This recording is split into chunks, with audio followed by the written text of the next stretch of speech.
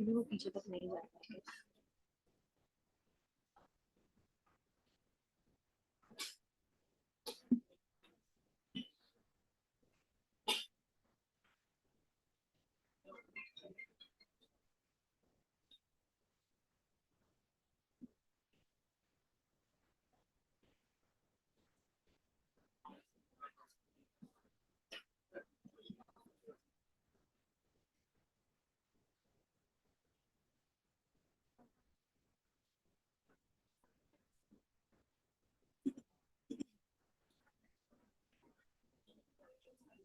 शोभित के पास में खड़ी रहती हूँ ना, जैसे ही शोभित कभी मुझे बोलता है, जैसे ही मेरी लाइंस खत्म होने वाली होती है तेरा स्टार्ट होने वाला है, तेरा शुरू। अच्छी बात है, it's better than coughing on.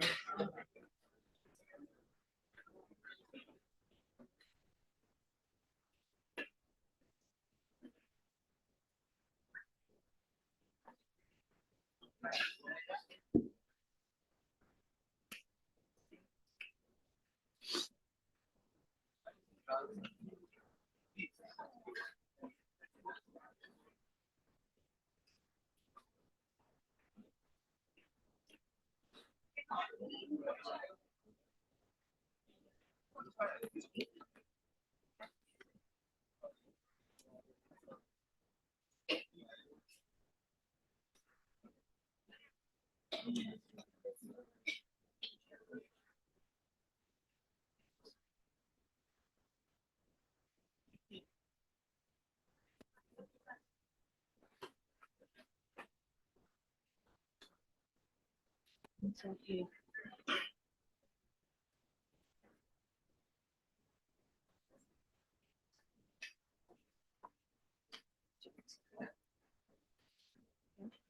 Starting in another 3 minutes.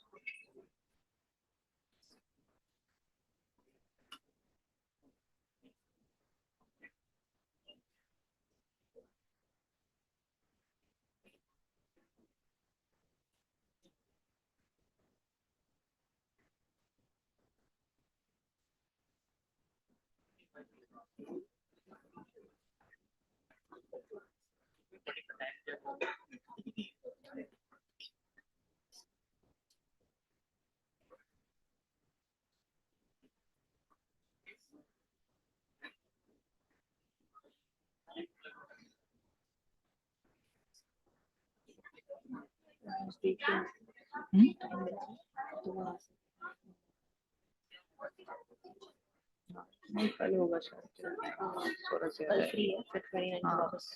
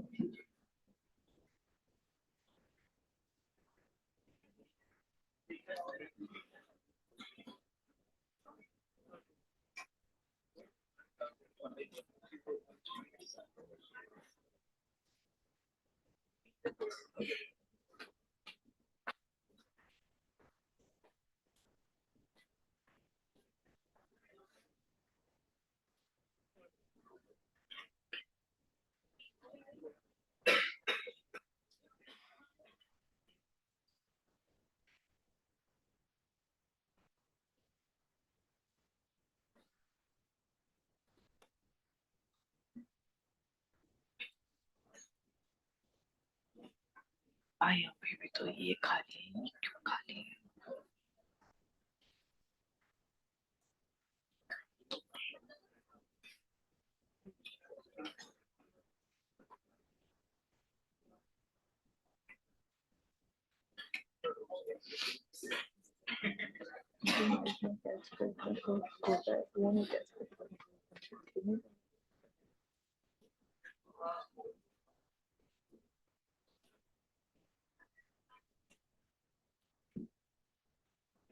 तो दिखाई नहीं दे रहा।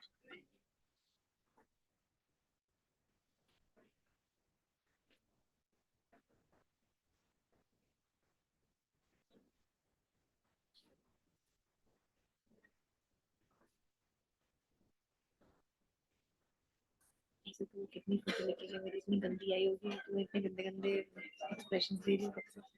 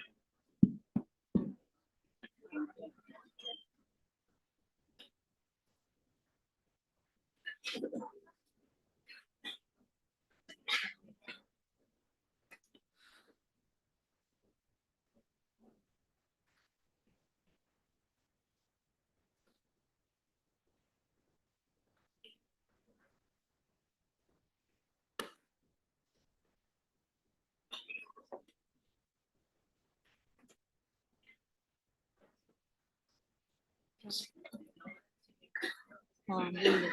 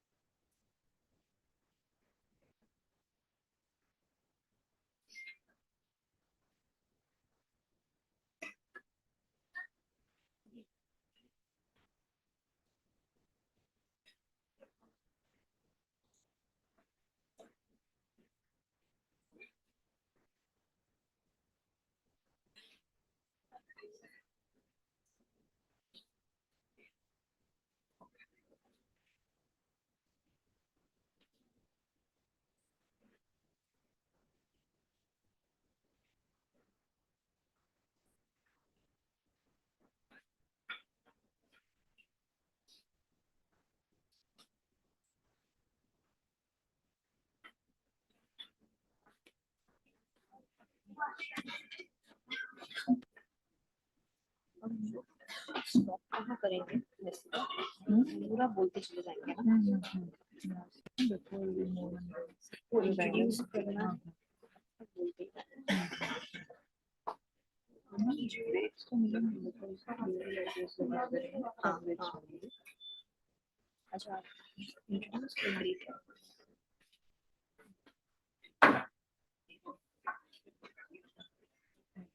when a speaker is saying something, there is technology. उसको लेके एक लाइन to perform या फिक्स करके whatever is convenient for you. उधर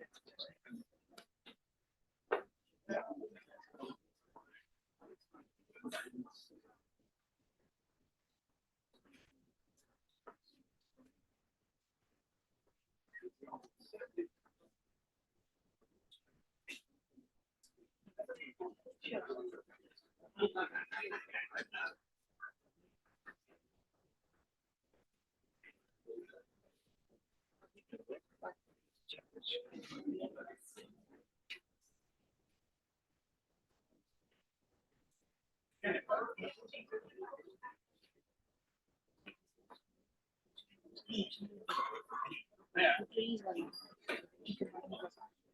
बीच में वो जाता है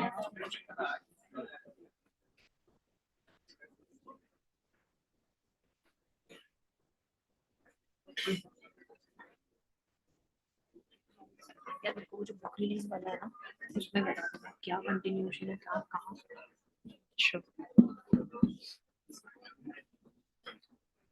Good morning, ladies and gentlemen, and a very warm welcome to our distinguished speakers, industry leaders, esteemed faculty, scholars, and all present here.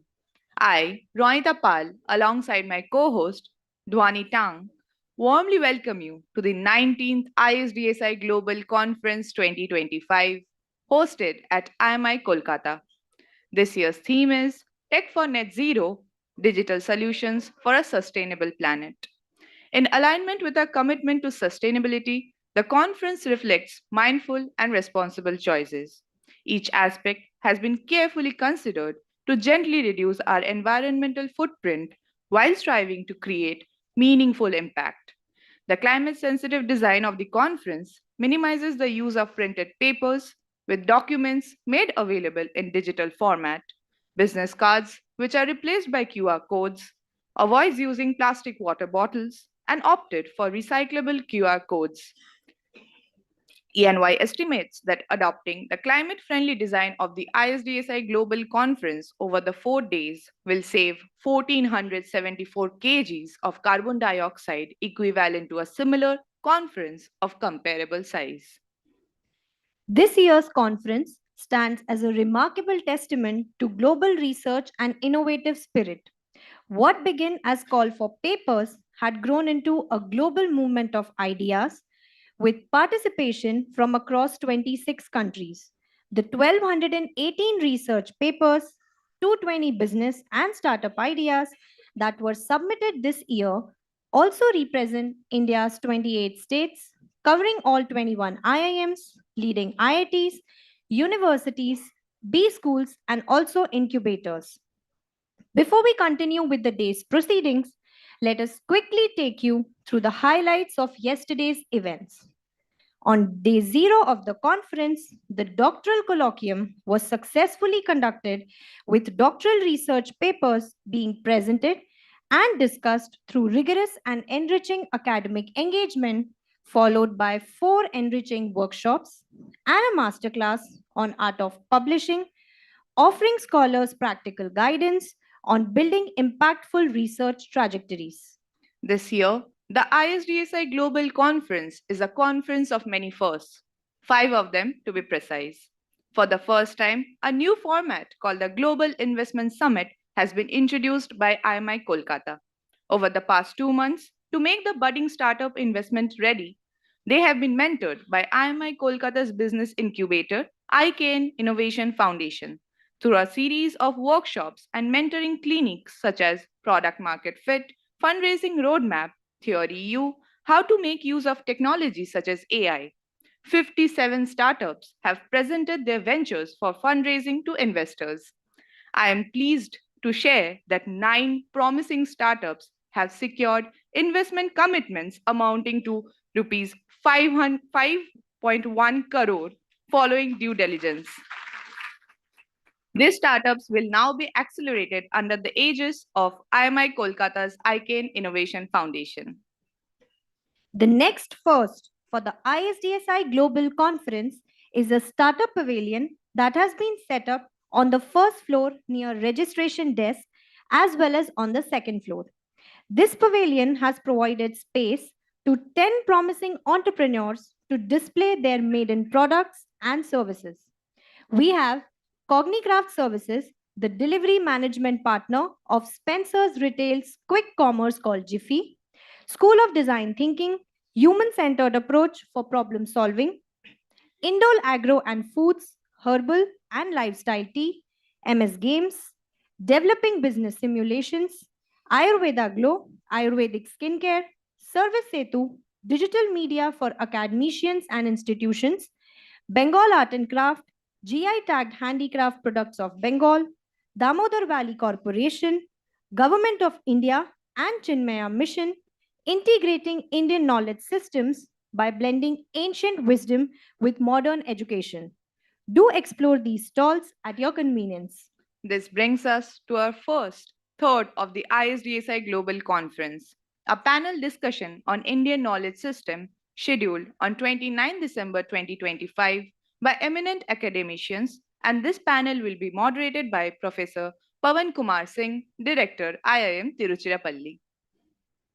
The fourth first of the ISDSI Global Conference is the Startup Panel discussion scheduled today that has an eclectic mix of five startup founders and others from the ecosystem, including an incubation center CEO, the joint director MSME, and a bureaucrat from panchayats and rural developments.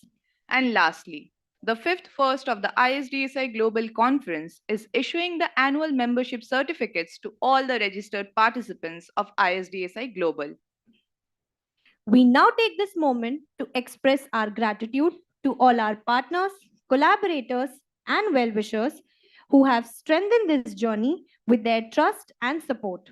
Title sponsor PCBL Chemical Limited, Gold sponsors School of Design Thinking and Pataka Group, Silver partners KEI Wires and Cables, Harmony Foundation, and Damodar Valley Corporation, co sponsors SBI, Axis Bank, and WBPDCL, knowledge partners, Service Setu Academics and Primus Books, and other esteemed sponsors, GRSE, AON, Vadalal Ice Creams, Vanilla Sky Bakehouse, Flaunt Jewelry, 2Yum, Spartan Security Service, Club Ambre, Anmol Biscuits, Shubhami Biopharma, Supermode, Coco Twist, and Leora Bell. As we proceed with the day, we are honored to host renowned directors of management institutions from across the country for a series of insightful panel discussions. This evening, we also invite you to immerse yourself in a captivating cultural showcase by the Ek Bharat Shresht Bharat team, an evening where culture, rhythm, and togetherness come alive, followed by a warm director's welcome dinner to celebrate the spirit of this beautiful gathering. For day 2 of the conference, we look forward to the ESG masterclass and two exciting panel discussions on accreditations and publications, followed by the grand gala dinner at the Tolligans Club in the evening. Ladies and gentlemen, we will now proceed with the inaugural session. Today, we are truly privileged to host eminent leaders who have excelled in their respective domains and transformed the way knowledge is created, shared, and applied. I would now like to invite our esteemed dignitaries on the stage.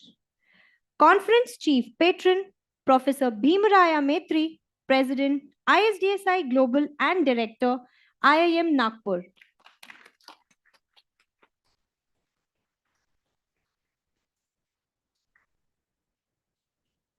Our chief guest, Professor Bharat Bhaskar, Director, IIM Ahmedabad.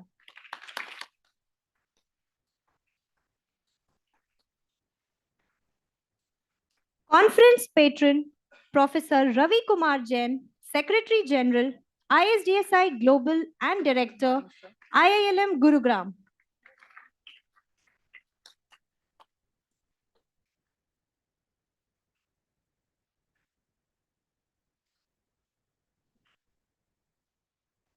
Conference Chief Patron, Professor Mahua Banerjee, Director, IMI Kolkata.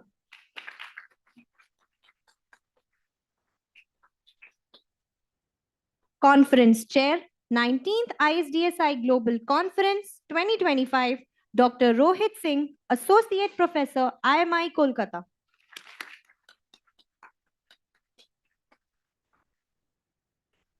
I would now like to request Chief Patron.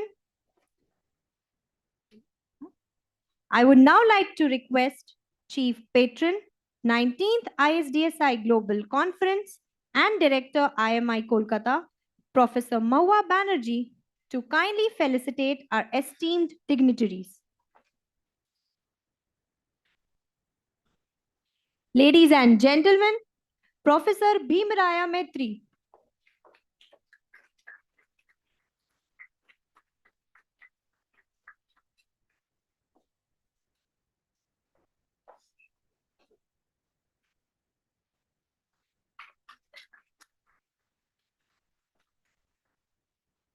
Professor Bharat Bhaskar.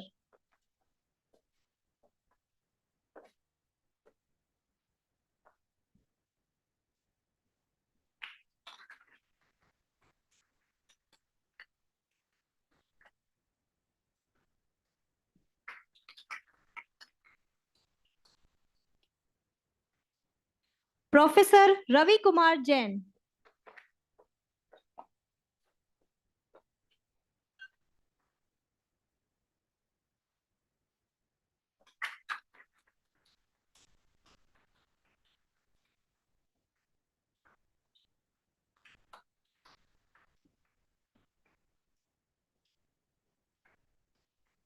I would now request Professor Tirthankar Nag, Conference Patron, 19th ISDSI Global and Dean Research, IMI Kolkata, to kindly come upon stage and felicitate Professor Maua Banerjee.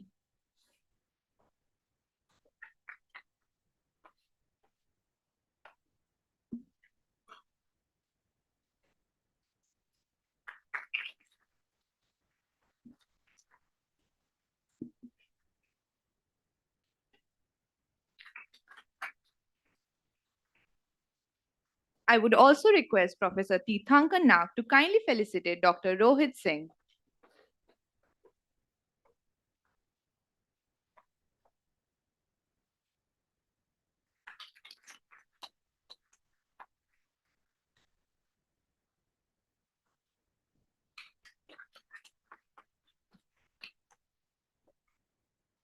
May I now request the dignitaries on the stage to kindly come forward for a group photograph.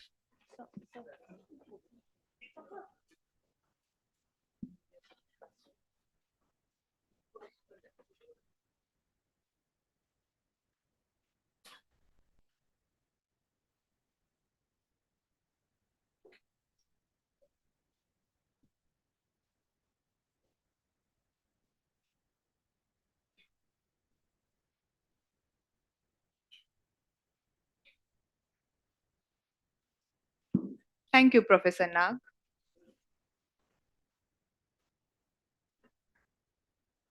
The light of knowledge is fully capable of destroying the darkness of ignorance. I would now request the dignitaries on the stage to light the ceremonial lamp in reverence to knowledge and symbolize the illumination of our path towards sustainability, with an accompaniment of the Saraswati Vandana performed by our students.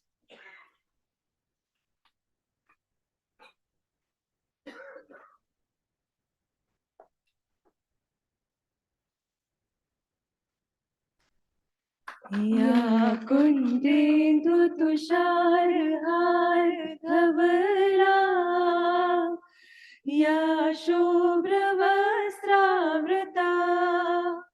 या वीणावरदण्डमण्डितकरा या श्वेतपद्मासना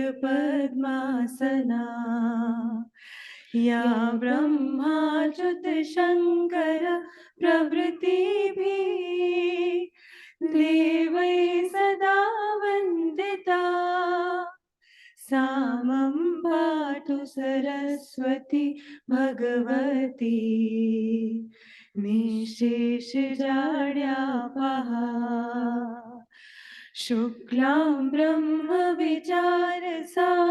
परमा आद्यं जगद्व्यापिनीं वीणा पुस्तकधारिणीम् अभयदां जाड्यान्धकारापहाम् हस्ते स्फाटिकमालिकां विदधतीम् पद्मासने संस्थितां वन्दे तां परमेश्वरीं भगवतीं बुद्धिप्रदां शारदाम्.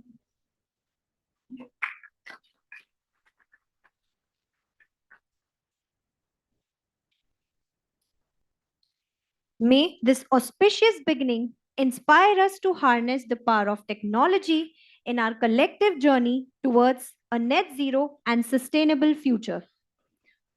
We would now like to welcome Dr. Rohit Singh, Conference Chair, 19th ISDSI Global Conference 2025, who has been guiding us like a seasoned captain through the dynamic waters of ideas and innovation. Dr. Rohit Singh is an Associate Professor, Operations and Supply Chain Management at IMI Kolkata. He is also the chairperson of the FPM program at IMI Kolkata. His primary research areas are operations management, materials management, flexible business systems, and supply chain management. He has published over 80 plus papers in reputed national and international journals. He is an associate editor at Global Business Review SAGE and Journal of Operations and Strategic Planning SAGE. He is a member of various societies like Production and Operations Management Society, European Operations Management Association, Society of Operations Management, and others. Dr. Rohit Singh is recognized among the top 2% scientists globally by Stanford University, USA. May we now request Dr. Singh to share his thoughts through the opening note.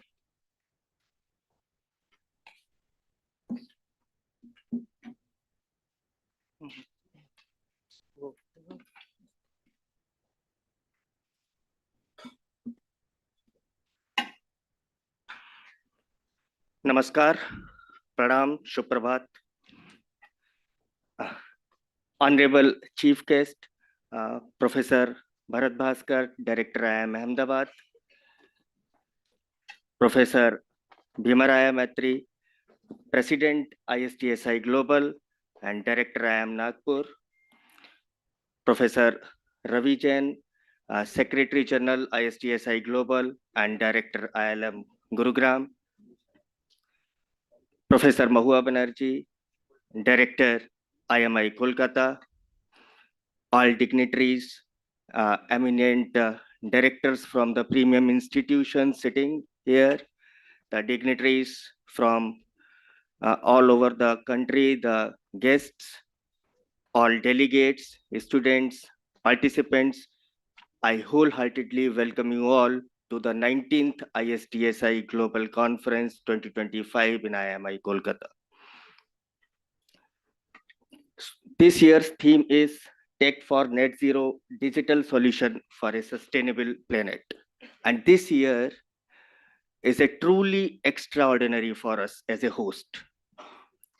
The response to this conference has been overwhelming.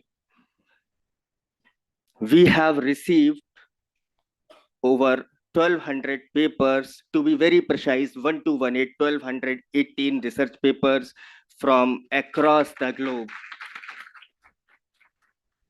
Apart from it,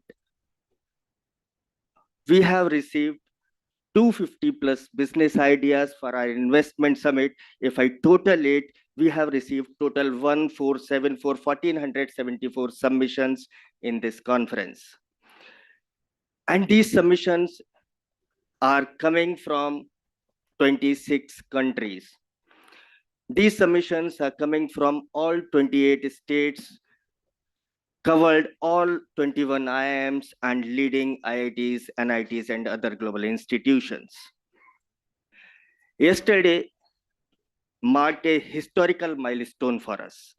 We hosted our first investment summit. Out of 61 registered startups, we had received entry from 250 plus, to be exact, I think 254 something. That selected startup was 61 by the investors, the group of investors, those who were coming here. 57 pitched their ideas. And what makes the moment truly special is that 5.1 crore of investments were committed on day one. This is huge achievement for us. And I thank entrepreneurship team, Dr. Sachin Modgal sitting over there, for this, to take this initiative.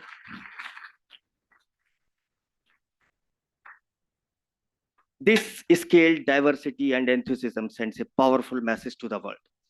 And the message is clear.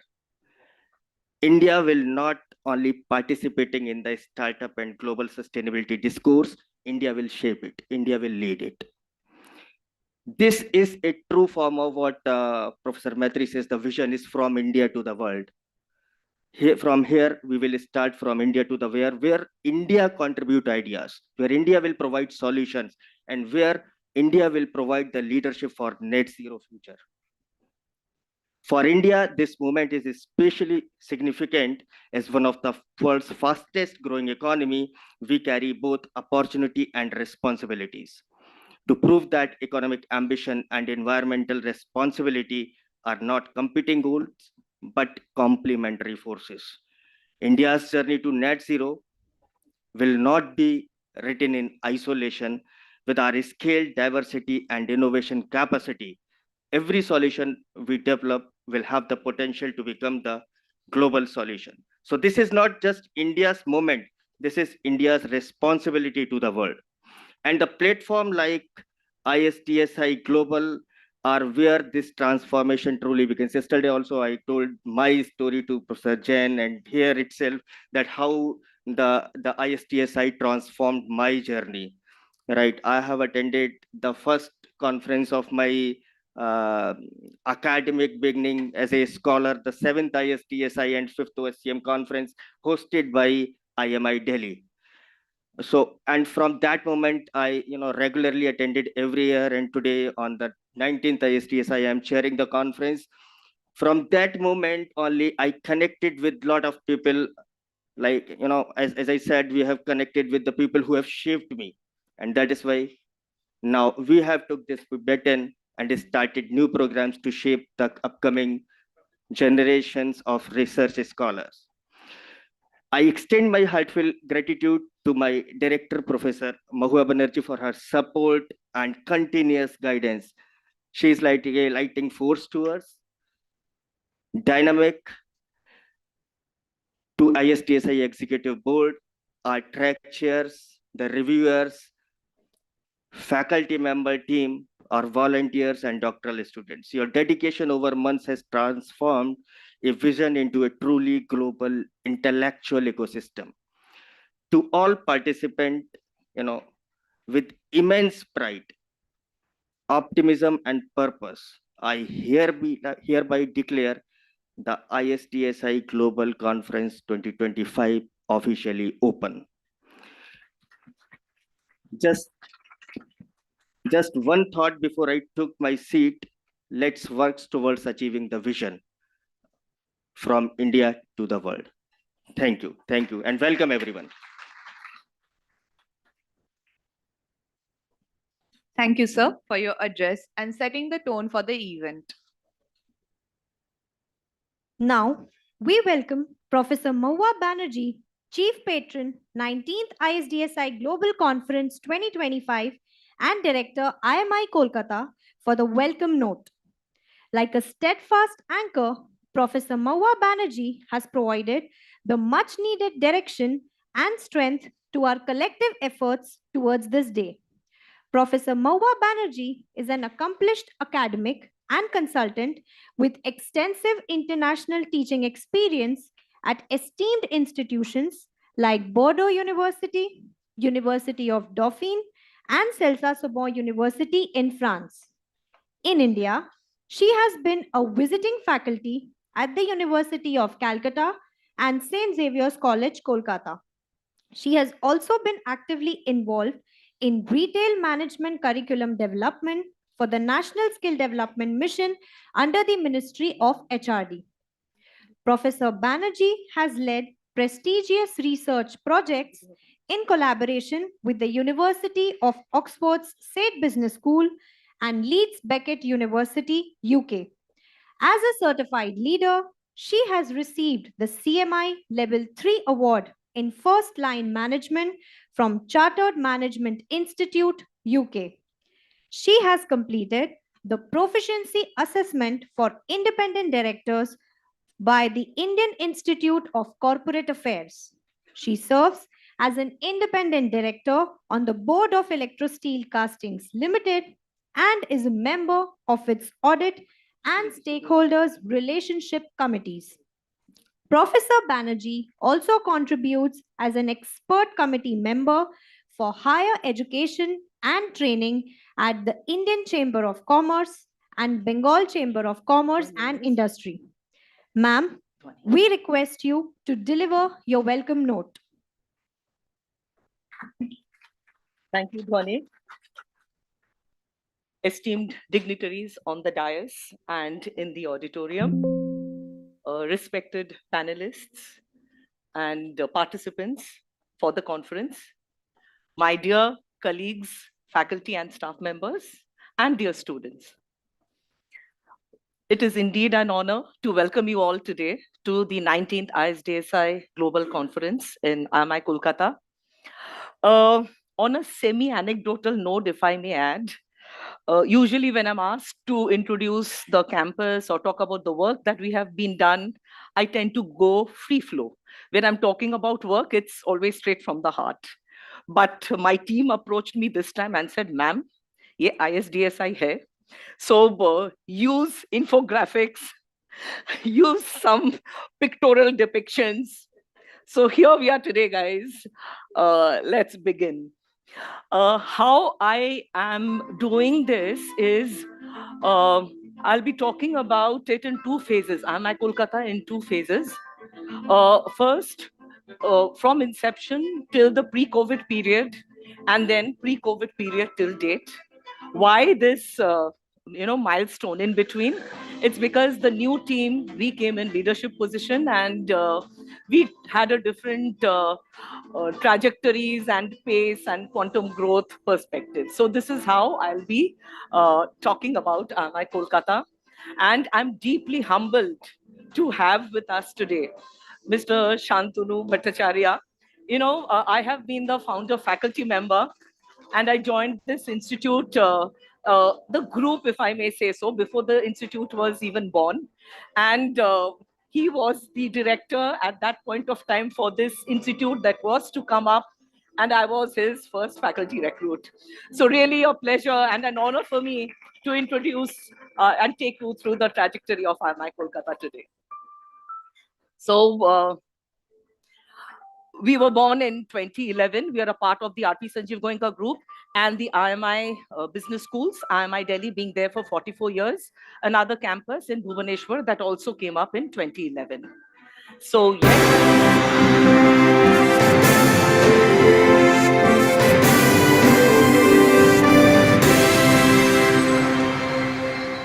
Alipur, heart of the city, 2.71 acres campus. And our vision, this was curated with a lot of thought. We are looking at knowledge creation and knowledge dissemination, the two aspects, the right hand and left hand of what we do. Research, consulting, sponsored projects. It's about knowledge creation. Faculty members are PhDs who engage in these activities. Knowledge dissemination is to our management students and the industry academia gap that we always hear a lot about. So knowledge dissemination is towards that end. Third outlook is to have a global approach, global outlook. Yes, so these were construed as the three pillars: knowledge creation, knowledge dissemination, global outlook. If you have these three in place, you become a premier management school. With that line of thought, this vision statement was envisaged. So all of that we did, conferences to build the research ecosystem for our faculty colleagues, international linkages, student exchange programs for students to get into a global outlook, and next landmark, 2016.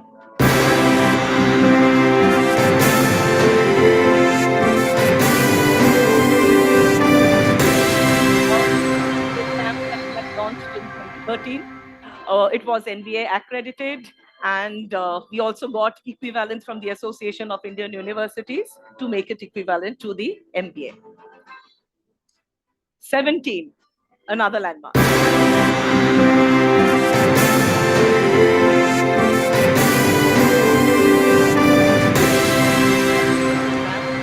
And that was the first year, 2017, when we did that.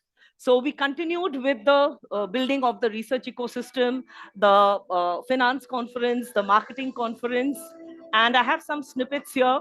So if you see the dignitaries, Professor Steenkamp, Professor Joshua Eisenman, marketing finance, we had Professor Russell Belk, and many others who came down to campus. This was an annual feat that we would do, basically to build international linkages, global outlook, and for our faculty members to build the research ecosystem in IMI Kolkata. We also started the Government of India, Ministry of Education Study in India initiative. We are a part of that. The idea is to get international students on campus. And well, guess what? COVID struck. So the digital transformation that we all knew was lurking somewhere, well, it was at full throttle. We all know what we did, how we lived through those times. It was not just surviving, it was also thriving. So how do you overcome that? You launch the online, you shift everything online, you take your programs online, all activities online. So the faculty development programs at that point of time, AICT introduced the Atal FDPs, and we conducted these for 700 faculty members pan-India. And so the research, ecosystem conferences that we did, we took that also online. And then 22. So this is when I would like to say the new team. I took over as the head of the institute. I was entrusted with this responsibility in the middle of COVID. And 2022 is when, we went on an overall outreach. The mandate from our governing body was very clear. You have the support of the group. It is the support. Let it not be a crutch. Go out there, leave your mark. Performance matters. Do what it takes. And well, that was the agenda, the mandate with which the new team we launched on the journey trajectory 2022 onwards. International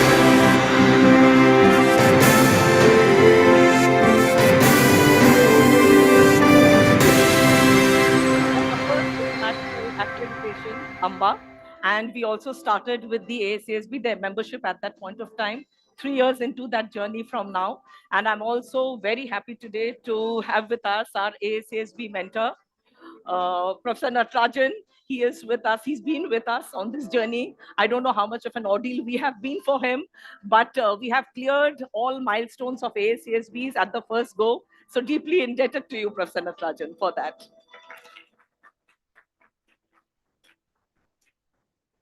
Yes, some more research MOUs for faculty consulting assignments continued. And with all the, full throttle activities, perform or perish, that kind of mode that we went into at that point of time. So,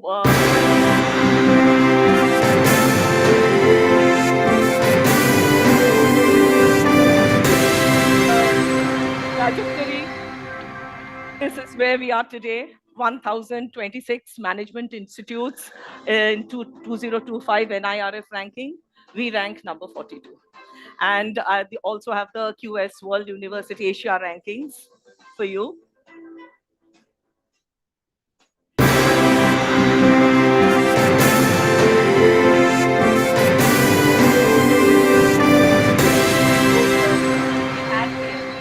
now have also completed the NAC.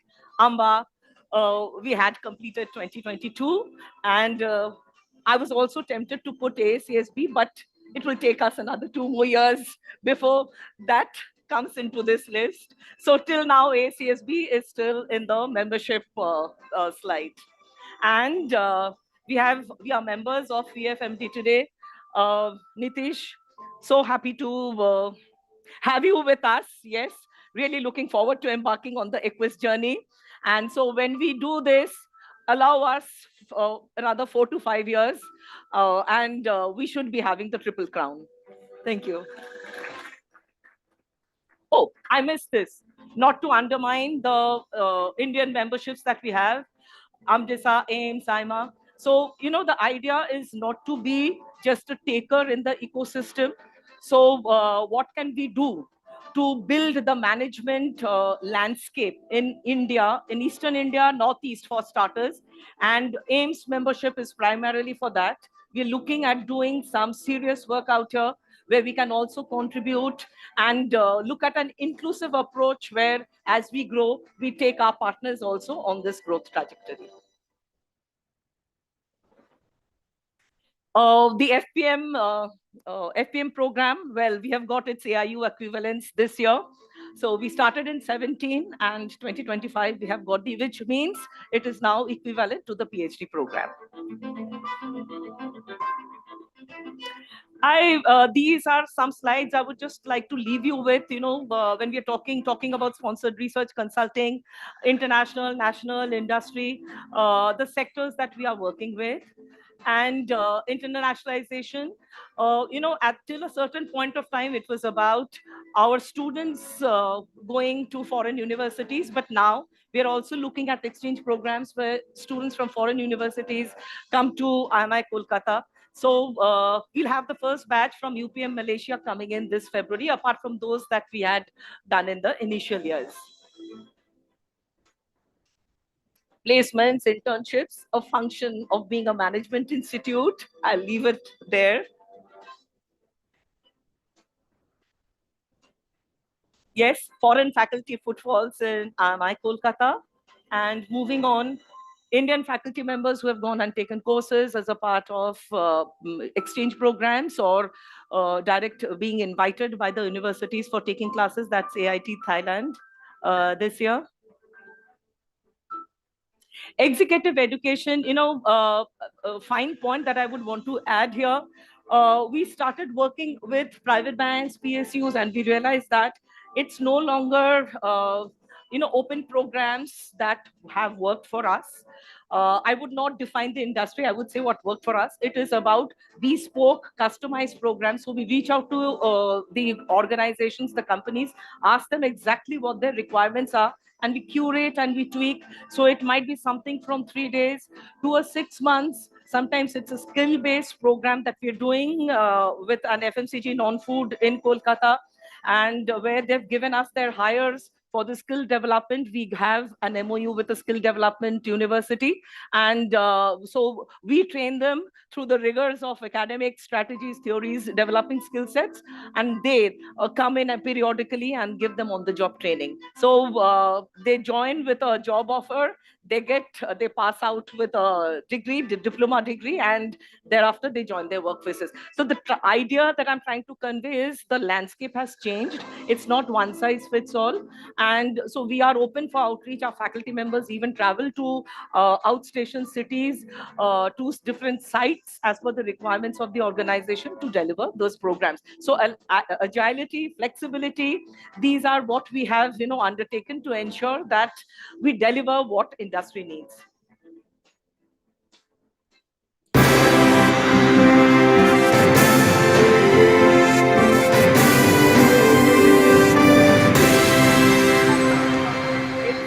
Again, Government of India's Ministry of Education initiative about building the startup and innovation culture in the institute.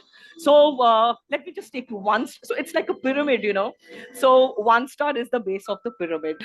Okay, so when we got these, rankings, and then we realized, okay, so we got 1 star. What can we do? So it's like a pyramid. Weightages are ascribed to different set of activities, and so the next year we said, look, let's do better.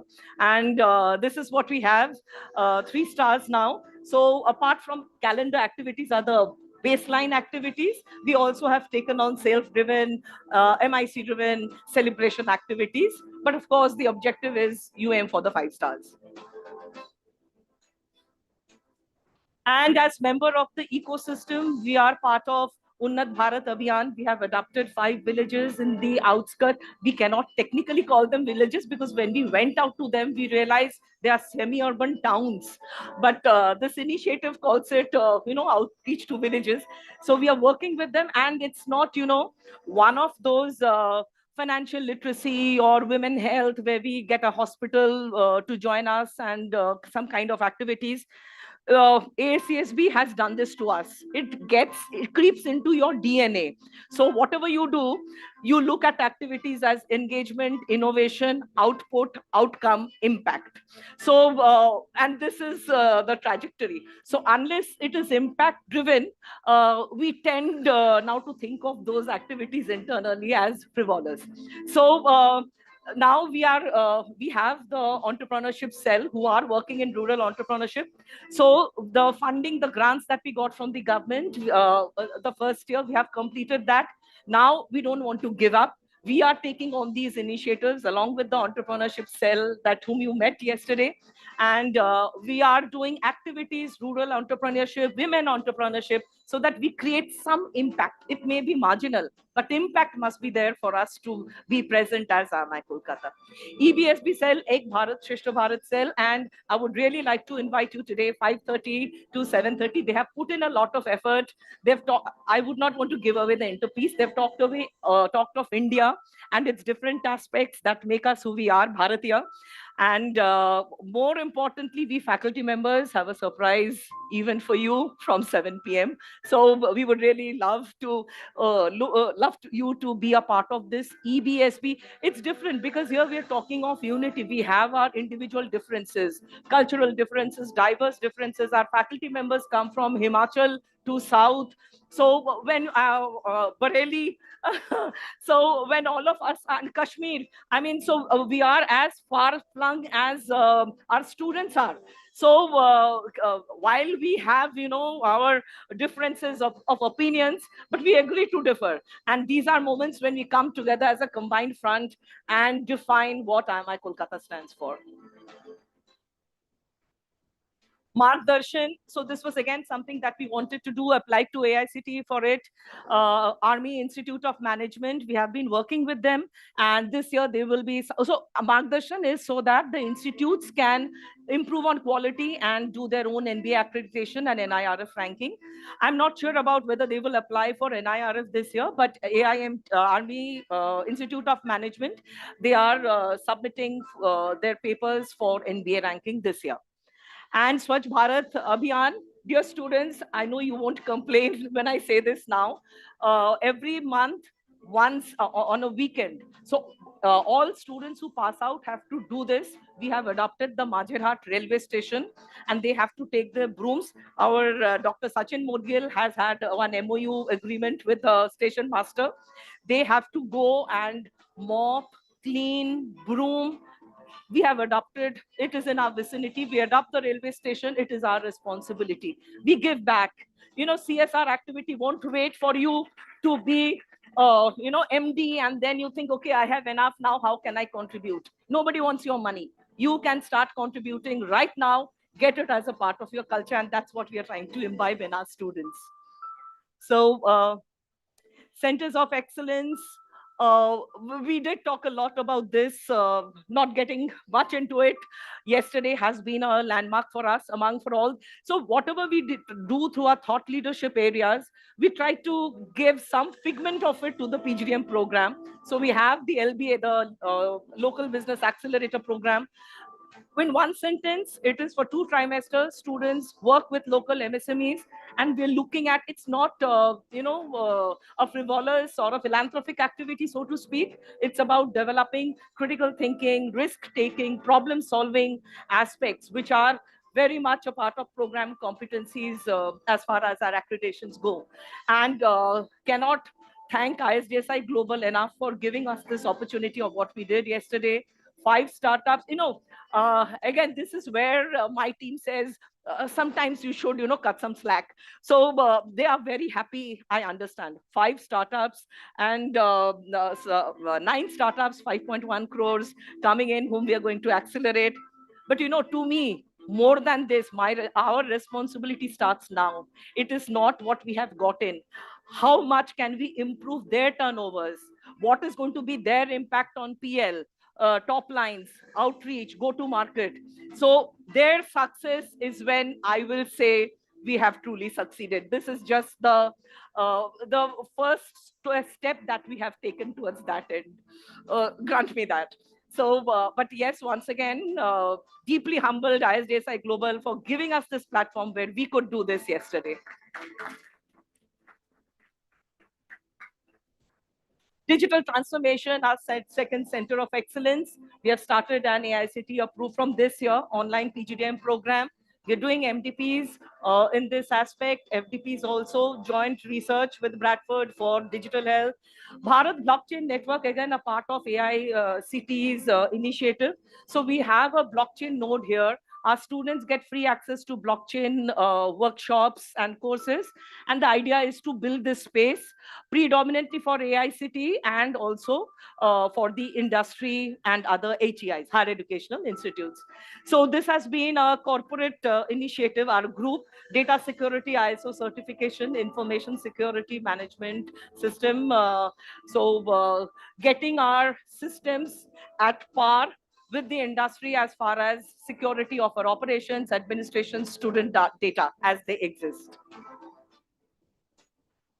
Next, Center of Excellence Sustainability. We are having this conference today and a part of this center. I will leave it at that. These two new centers that I want to talk to you about. And thank you, IIM Nagpur, Rakesh ji, for being with us here today. And Maitri Sabu, without you, it would not have been possible. So we have a partnership agreement with them. And we're looking at joint case study publication. The idea is faculty competency building, and thereafter build your own repositories down the line. So we know the Harvards, we know the Ivies. How about having one for Bharat itself? We're talking India, we're talking industry, and let's give it that push. And this is the last one that we have in mind.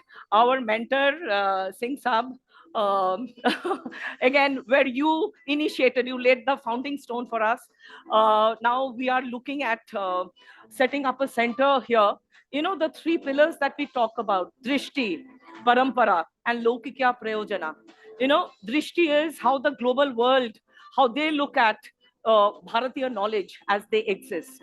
Parampara, it's a legacy, it's a tradition that we have, and we do not want to, bask in past glory. So we want to delve more, create more knowledge based on these fundamentals. That's Parampara. And the Laukikya Prayojana, make it relevant for solving current industry problems. So these are the three pillars on which we have just initiated this. We are trying to do a conference next year, sometime in June. We are looking at collaborations as always, because we are very new in this space and we will need the support of stalwarts in India who have worked in this space to further our journey here. And before I conclude,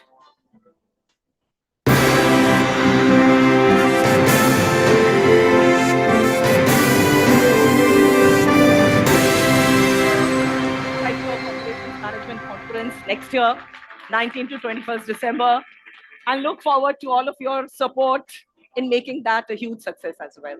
Thank you.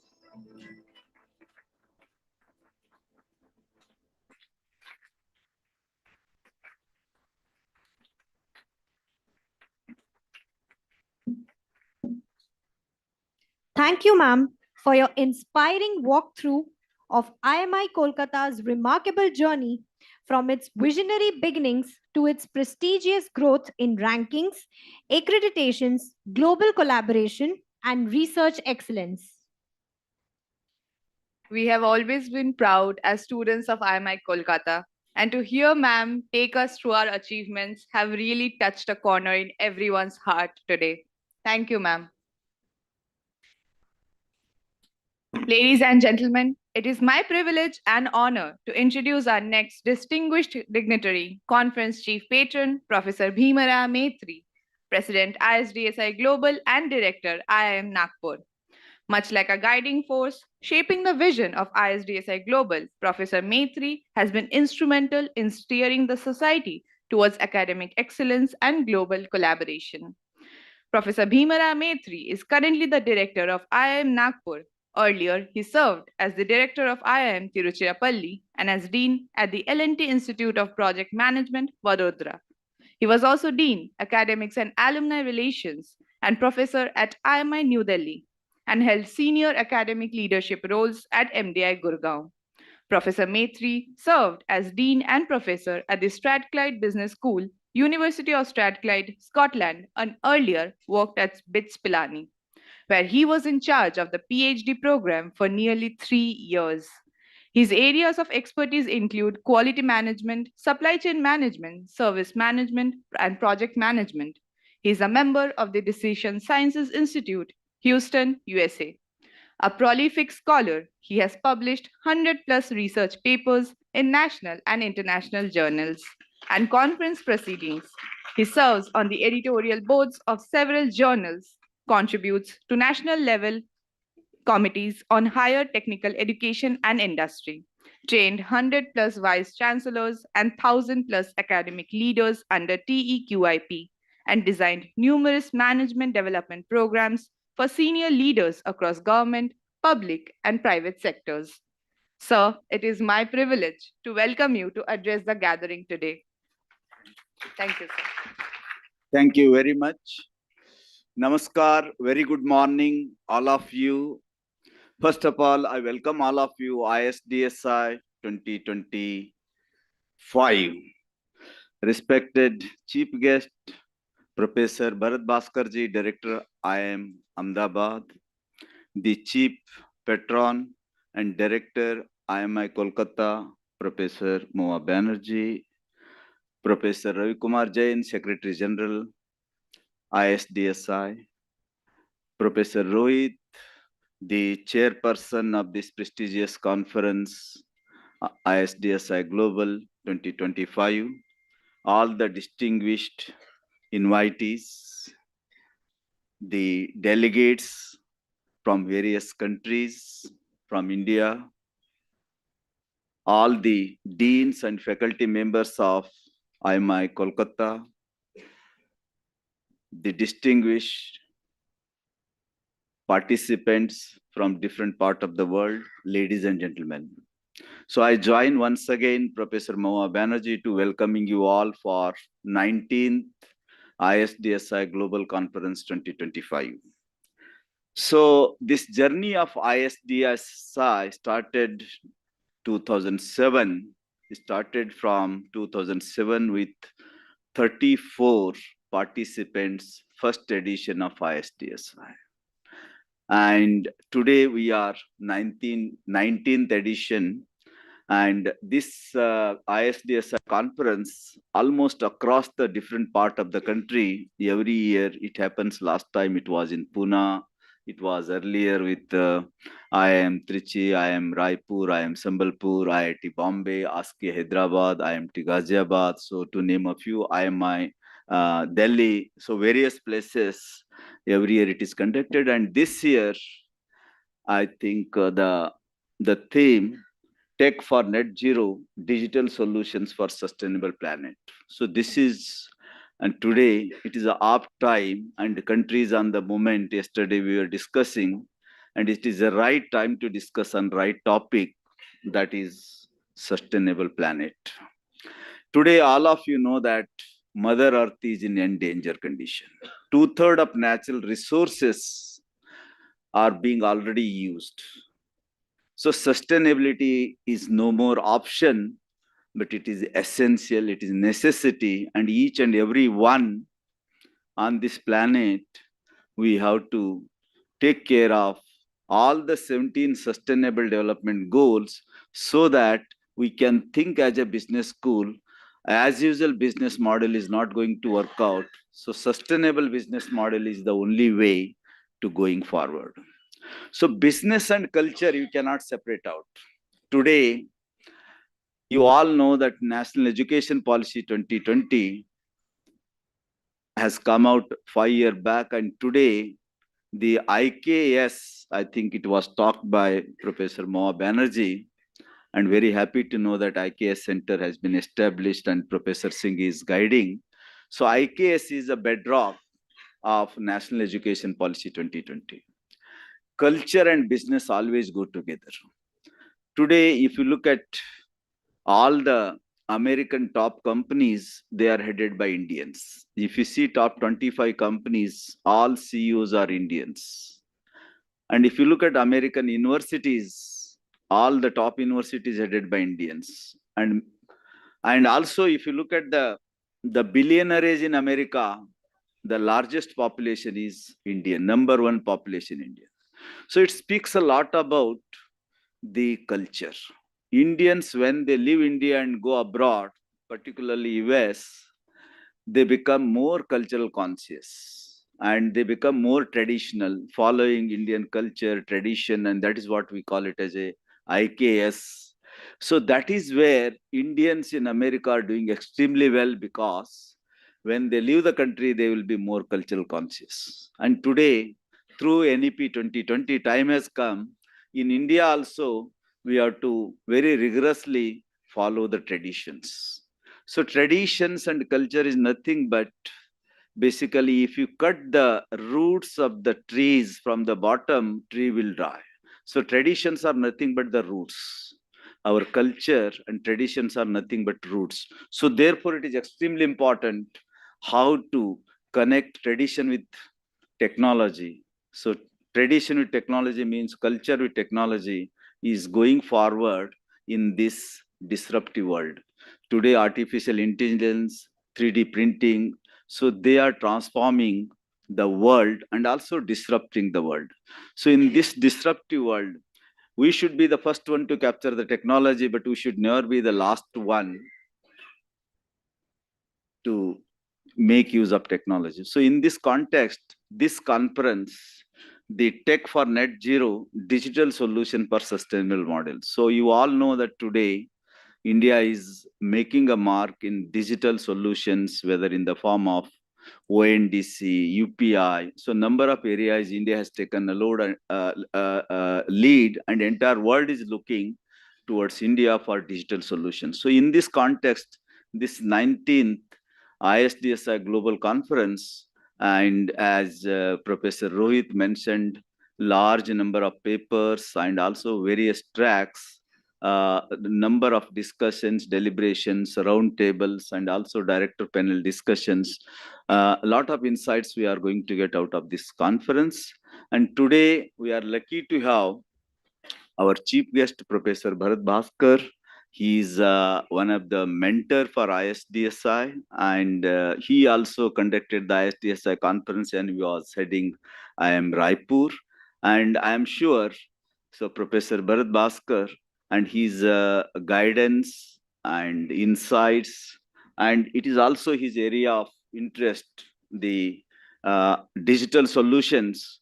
And I'm sure we are lucky to have him, and his insights will not only guide us, but it also help us to prepare the roadmap for digital solutions. Government of India is planning net zero 2070. In this context, again, this conference plays a very, very important role. And I thank Professor Moa Banerjee hosting this 19th ISDSI and setting 5 benchmarks. And it was, told by the organizer, whether it is an investment summit or whether it is a number of other initiatives. So setting new benchmark here, a city of entrepreneurs, Kolkata is city of entrepreneurs, and also city of power. If you see historically, so Kolkata has played a very, very important role for business is concerned, and business and power always goes together. So in this context and conducting this conference, once again, I thank all the organizer, Professor Rohit, and the dynamic leadership of Professor Moa Banerjee. And since Moa Banerjee, what she told, she was appointed by Professor Shantanu Bhattacharjee. So leaders create a leaders. This is the best example, sir. So thank you very much. So I think founding director created a new director. Leaders always create a leaders, not the followers. I think best example she has said, sir. Thank you very much for participating over here. So namaskar once again. Welcome to ISDSI 2025.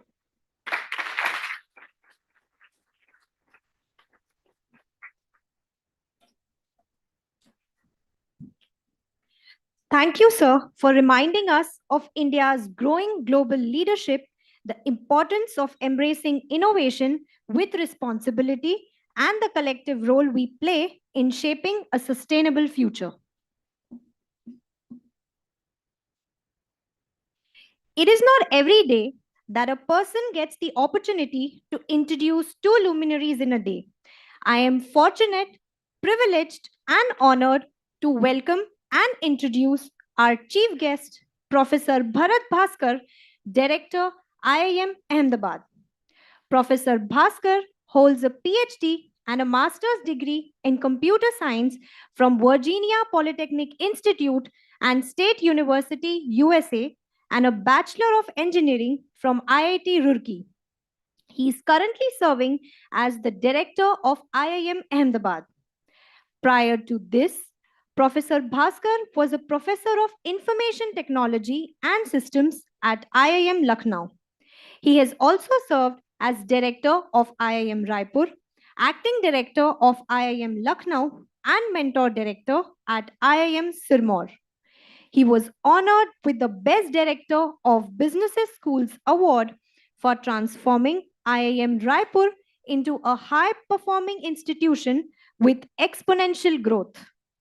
Professor Bhaskar has held several prestigious visiting academic positions, including International Expert Advisor at University Tenaga National, Malaysia, International Expert at NSERC, Canada, visiting professor at ISEC Business School, Paris, and the University of Texas, USA, research professor at the University of California, USA, distinguished professor at Chung Ang University, Seoul, and adjunct faculty at the University of Maryland, College Park. In addition to academia, he brings rich industry experience, having held senior roles at Connectix Corporation, Sybase Incorporation, MDL Information Systems Incorporation, Ukes STX Incorporation, and Tata Steel Limited India.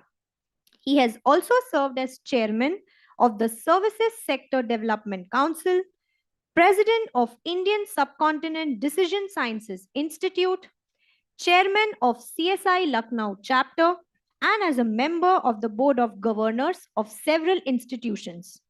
It is an absolute honor and privilege to have you with us, sir. May I please request you to deliver your chief guest address?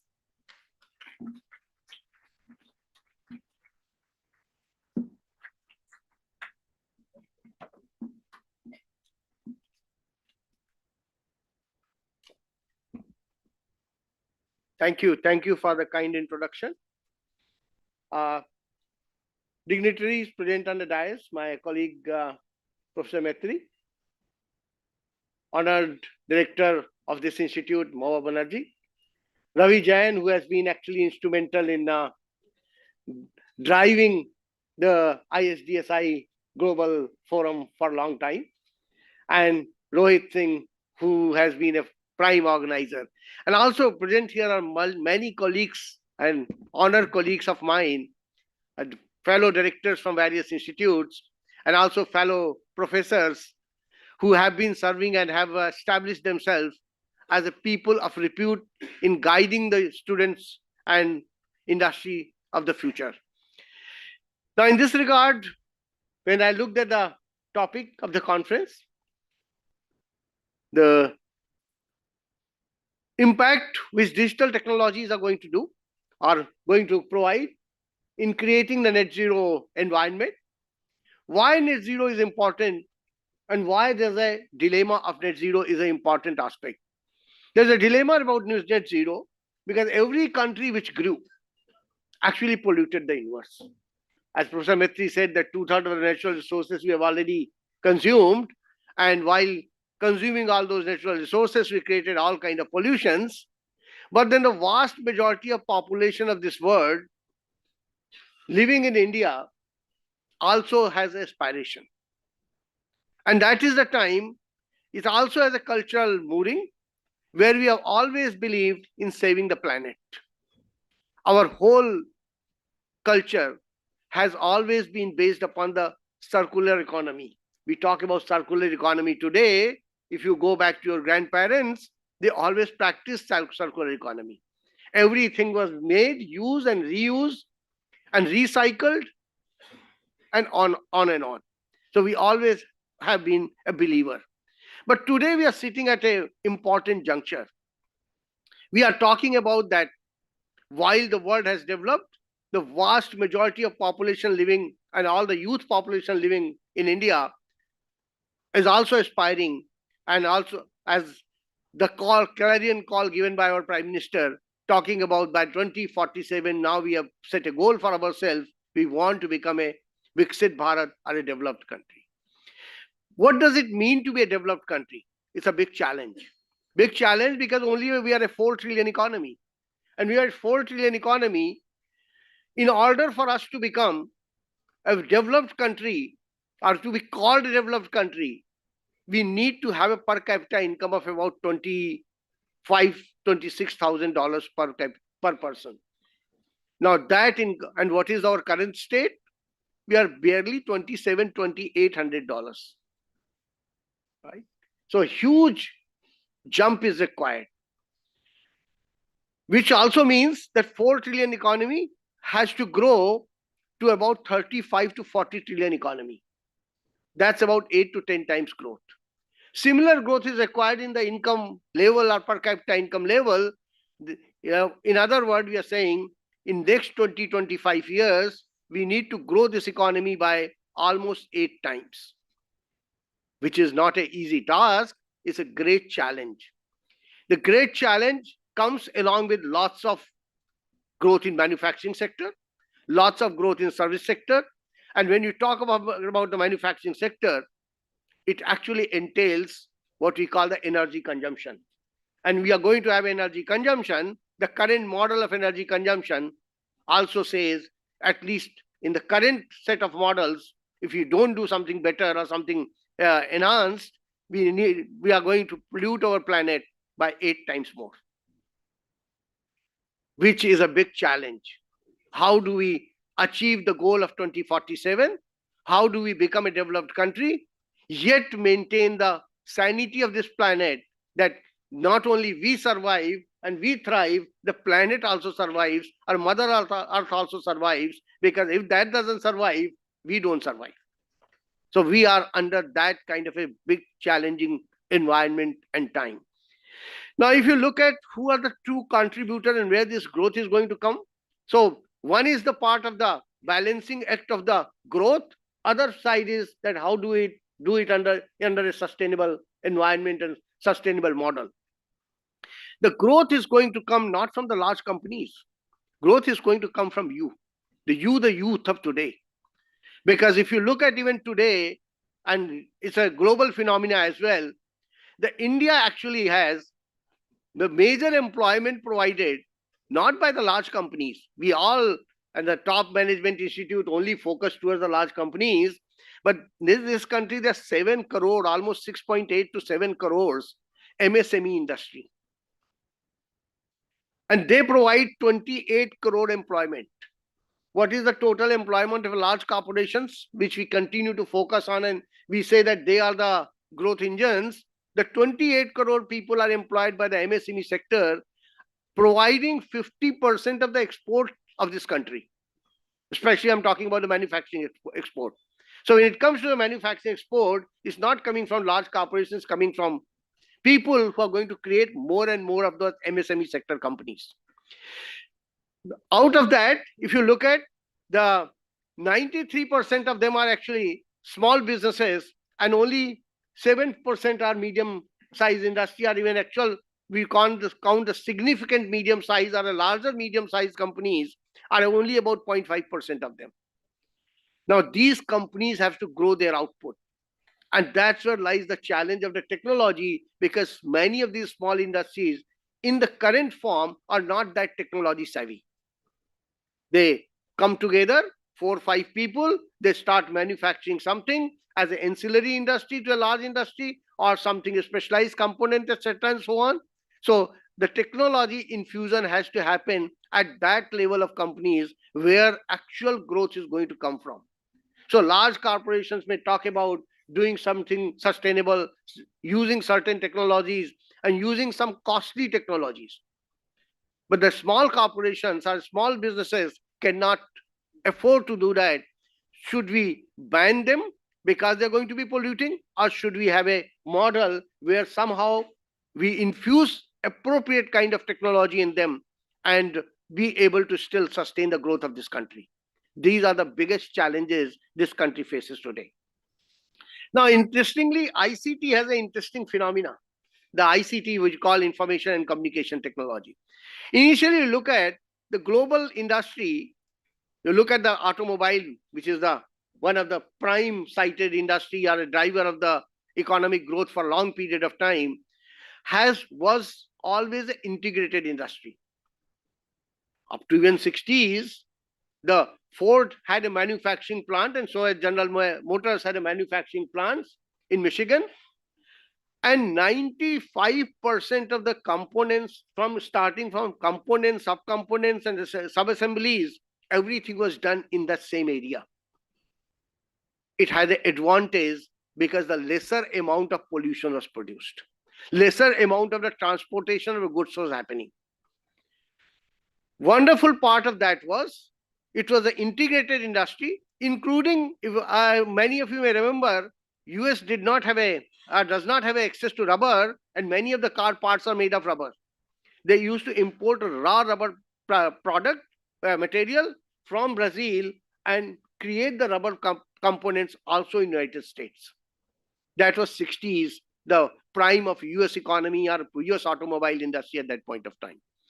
Over a period of time, as in 90s, and it continues in the 60s and 70s, of course, the efficiency began to become important aspect.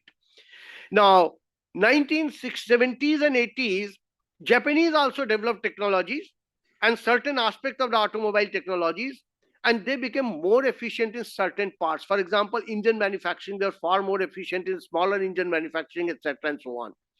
And companies begin to realize that we need to have a different kind of a manufacturing model where everybody should focus on what is their core competency. And the moment we begin to talk about core competency, we said whoever is better in doing, whether as far as the efficiency as well as the cost efficiency is concerned, they should do that part. And then at a common place, you go and assemble the final product. Automobile industry also saw the same shift, and it began to get distributed. By the time 90s arrived, communication technologies became very important technology. So ICT I'll divide in two parts. One is the IT and other is the CT, the information technology and communication technology. And when communication technology came in, it created a new wonderful opportunity of what we call the fragmented manufacturing industry. Because of the core efficiency, core competency business, the manufacturing began to get fragmented across wherever your core competency was. So if India had a labor pool, India and Mexico had a cheaper labor pool and can efficiently manufacture many of those rubber components, etc., and so on, why bring it to a raw material to US where labor cost is going to be extremely high and the same quality rubber plant will be manufactured but much higher cost. So things begin to become more and more fragmented in nature. As I said, communication technology came in, it made it far more viable and far more efficient because the supply chain itself, the integration of that was a challenge. With the arrival of communication technology, visibility across this multi-country distributed fragmented industry became highly integrated in form of as far as the information was concerned. So material production was distributed, information through the communication technology remained integrated. I could have a visibility of my complete supply chain spanning multiple countries because of the use of communication technology. It further accelerated that process. So mid-90s onward, you'll see the manufacturing across the globe, and we also called it a globalization of the whole industry, really took a accelerated or exponential pace. Every country began to specialize in various aspects: cost efficiency, product efficiency, technology efficiency. Japan, Korea became the technology efficient countries. So the highly technical components will be manufactured there, are sub-assemblies will be made in Japan and Korea. Later on, China is a different story altogether, which became a cost as well as technology efficiency. And that's a story for another day and a long story how China undertook and has become a manufacturing hub of the world. So the communication technology has created a completely fragmented industry, which also brought along with that a huge amount of pollution because now the shipping, rerouting, transportation, of all these assemblies and sub-assemblies become an important part. Earlier, you tried manufacturing in an integrated plant where all the subcomponents were nearby. There was lesser degree of a communication, lesser degree of transportation, and consequence was the pollution was much lesser. Or sustainability was much easier as far as the planet part is concerned. I'm not talking sustainability of the economic component, etc., and so on. Now comes the IT. The IT has now created, of course, another integration aspect. The new development in IT, and I'm talking about the new phase of the IT. The first phase of IT also helped in a defragmentation because underneath the communication technology was those databases from which I could get the supply chain visibility, etc., and so on. But IT evolved in post 2000 and especially in post 2010 period. And it has given rise to what we call the autonomous industry. The autonomous industry also has autonomous vehicles, autonomous cars, autonomous robots. So 90s itself, robotic manufacturing began to come in, but that robotic manufacturing was of different nature. The robots were designed to do the fixed task. They were case robots, or you can say programmable machines, more or less, and they continue to do an assembly line of one defined task.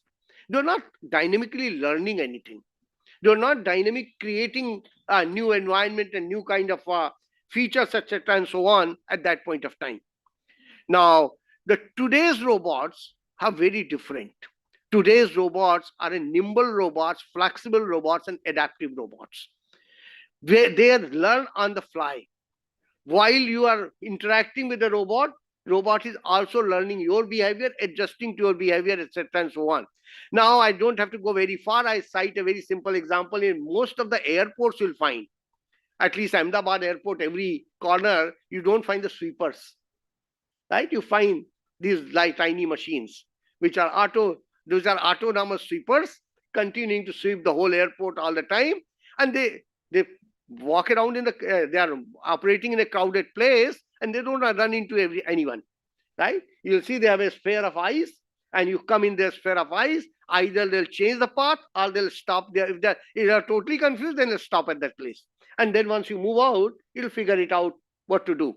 Right. So similarly, autonomous vehicles are flying in a San Francisco streets. They are also flying in a Phoenix, Arizona streets today, and there are many more towns where you'll find these vehicles. In a manufacturing segment also, the same kind of robots have come in. Today's Volvo factory, you'll find humans and robots working in the same assembly line, learning from each other, working with each other, complementing each other's ability. Which means that cost advantage, for which India and Mexico were actually getting the part of subcomponent assembly, will not be true anymore, because that anytime manufacturing done by a flexible robot is going to be a great phenomena, or an equally cost efficient phenomena, because it's a worker which doesn't get tired, which doesn't want to take breaks except for electrical charge. So as long as you are able to supply electrical charge to them, they'll continue to work continuously on that frontier. This new assembly line added to another development in information technology, which also you have been talking about, and most of the people, operations faculty, have been teaching about, from a reductive manufacturing to additive manufacturing, right? Which is also called, our Metri Saab referred to it, 3D printing. Now, a car can be 3D printed. Then where is the issue of assemblies, sub-assemblies, etc., and so on? So IT, the new development in IT, information technology, are bringing together opportunities where the integrated factories are again going to happen, or beginning to happen already. And when they happen, automatically the pollution level of or a sustainable level of the planet will go up. But these factories will also consume electricity. If they consume electricity, electricity will have to be generated. That means the sustainability has to come from a certain sector where the electricity itself has to remain sustainable. So if you do it from the coal, if you do it from the oil, obviously you're shifting the pollution from one place, from whole city, to somebody else's corner. So a future may look bleak in that sense that Mexico and India may become the polluted hub from where the electricity will flow to other what we call the efficient or developed countries, etc., and so on. But fortunately, our culture has taught us and God has endowed us. It did not endow us with the petroleum. So it was a Middle East century, but it endowed us with enough sunlight and enough deserts and land where we can generate. Today, India is manufacturing the Gujarat state alone with 41 gigawatts of the solar power. Green hydrogen is another future energy force. NTPC has a target of manufacturing 100 gigawatts by 2027. It has already achieved about 35 gigawatt of production from the solar energy as of now. I think India has already crossed more than 100 gigawatt or about 25%, or maybe including water, hydro, as well as the wind energy, etc., and so on. Probably about 35 to 40% of the energy we are generating is from the what you call the clean green energy. And if we continue on that path, we'll be able to supply green power. So we'll be the new oil for the global economy from where we'll be supplying energy to the rest of the world. We are investing very heavily. Our private sector as well as the government both are investing very heavily into that. Now, with that lies the opportunity that we can still achieve the green growth with our energy capability in this country, which is a green energy. We can have more and more factories without creating that kind of pollution which are going to happen. The last thing that I would like to talk about that while we do that, while we transition into this path, while the government is already pushing the agenda of a green energy, and the information technology is providing us a new opportunity of getting into the greener manufacturing environment, the bigger challenge lies what we do with the places, because we are also endowed with huge coal reserves. India is one country, I think coal is not in shortage. We have not even been able to tap into all the coal deposits we have in this country. So certain states in this country survive only on coal, especially the many of the central India, which is highly enriched in the coal sector. We also need to work out those technologies.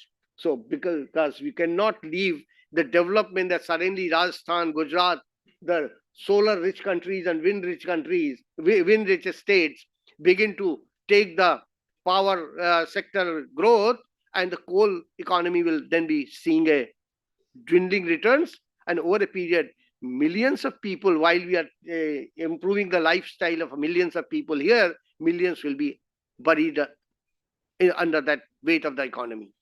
In that context, we also need to find a just part, meaning that we need to develop technologies which are going to be coal sequestration. Apart from coal sequestration, it's more important, can we develop technologies which do the clean or green energy out of the coal? It is possible. We are also working, that's why, on what we call the just part. We also need to do justice to those states while we transition from coal energy and what we call the carbon energy to a green energy path, and invest in those technologies as well, where my brothers from central India will also be taken care, and the new processes and new energy generation will happen from that aspect as well. So with this, I would say technology is of great help. Technology is required for the information technology development will continue to happen. We are partners in it. We can continue to partner in it. But at the same time, please do not ignore the great resource this country possesses of the coal. How do we make it and convert into a green energy and produce green energy out of it? With this, I would say, let the 2 days of deliberation bring together the ways in which we will be able to not only develop this economy and achieve the aspiration of this nation, but also we'll be able to carry each and every citizen of this country along. Thank you. Thank you very much.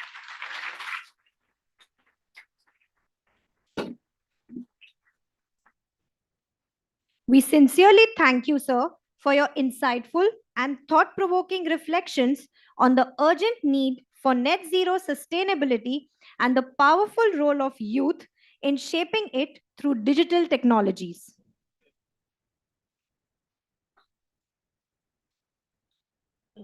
Ladies and gentlemen, our next dignitary is a man of remarkable strength and unwavering discipline, a true taskmaster who sets the bar high for everyone around him. Yet, behind that formidable exterior is a mentor who will firmly hold your hand and guide you across even the toughest rivers. It is an honor to introduce someone who embodies both authority and compassion in perfect measure. He is none other than conference patron Professor Ravi Jain, Secretary General, ISDSI Global and Director, IILM Gurugram. Professor Ravi Kumar Jain, Secretary General of the ISDSI. We are running short of time. Thank you so much. Thank you so much.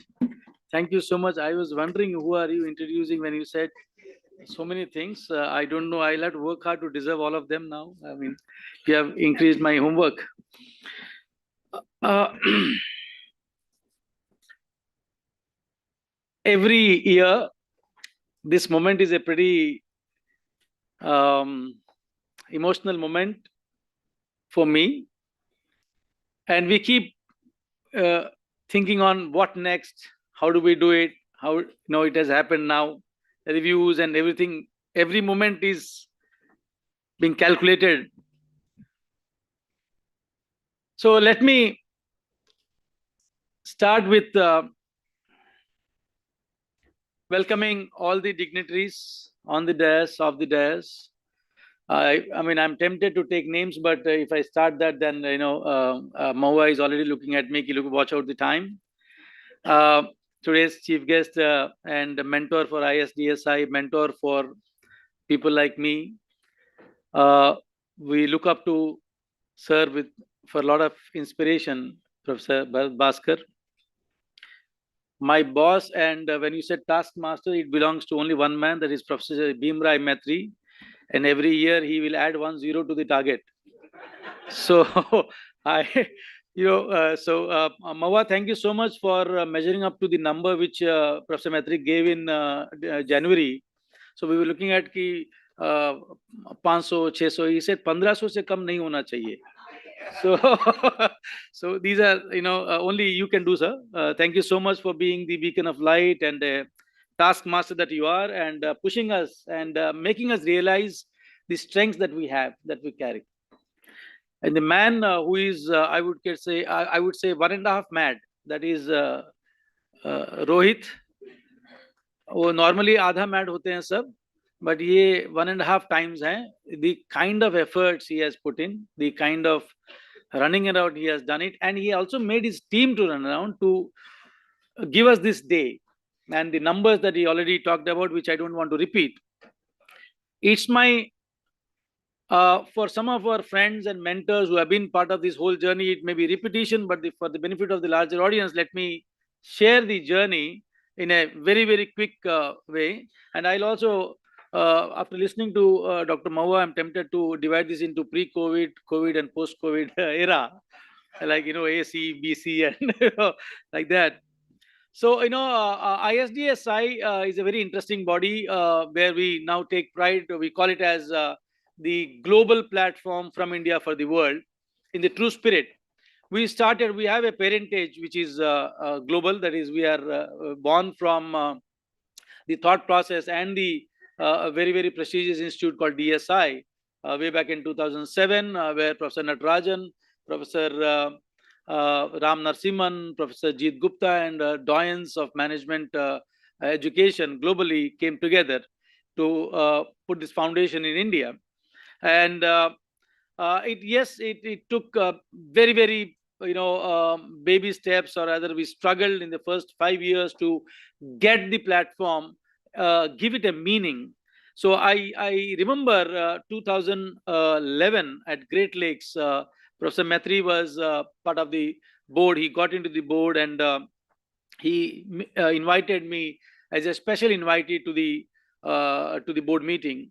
So I was wondering, लड़का IBS से आया है, कोई IIT कोई IIM का टप्पा नहीं है, इसको क्यों बुलाया है? And that's where he gave me the task कि भैया तुम इसको संभालना शुरू करो. And he said the platform has to be democratic.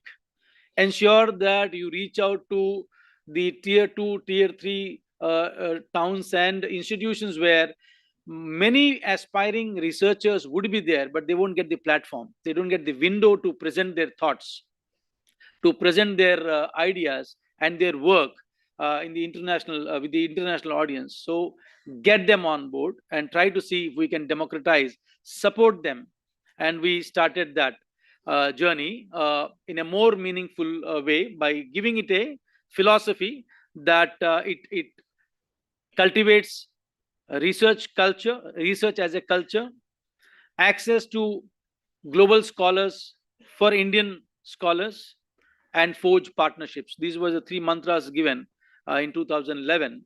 And sir, we tried our best and we tried to measure up. Today, we see this as a very, very democratic platform which give access to many aspiring researchers, as Rohit narrated his story, that how his career got transformed by being one of the audience participant earlier. And I am in fact the story where Professor Natarajan groomed me. In ASCII, he discovered me. Thank you, Professor Natarajan. Since then, he has been giving me assignments every year. And whenever I say, sir, it is getting a little tiring, he said he would remind me his age. And then the number of hours he put on, the effort he puts in. So, I don't have a choice but to abide by whatever he suggests. So the pre-COVID from 2007 to 2019, we were part of a larger consortium of DSI. And there was a time where India was contributing 50% of the memberships at DSI. So I again distinctly remember when I had an opportunity with Professor Maitri to attend the board meeting in US at Seattle, I remember, if I recall, or maybe at Chicago.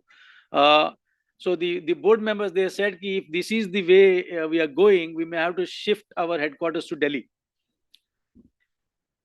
Sir, I am happy to share with you that DSI has not come to Delhi, but ISDSI is going to Chicago, and ISDSI is going to Canada.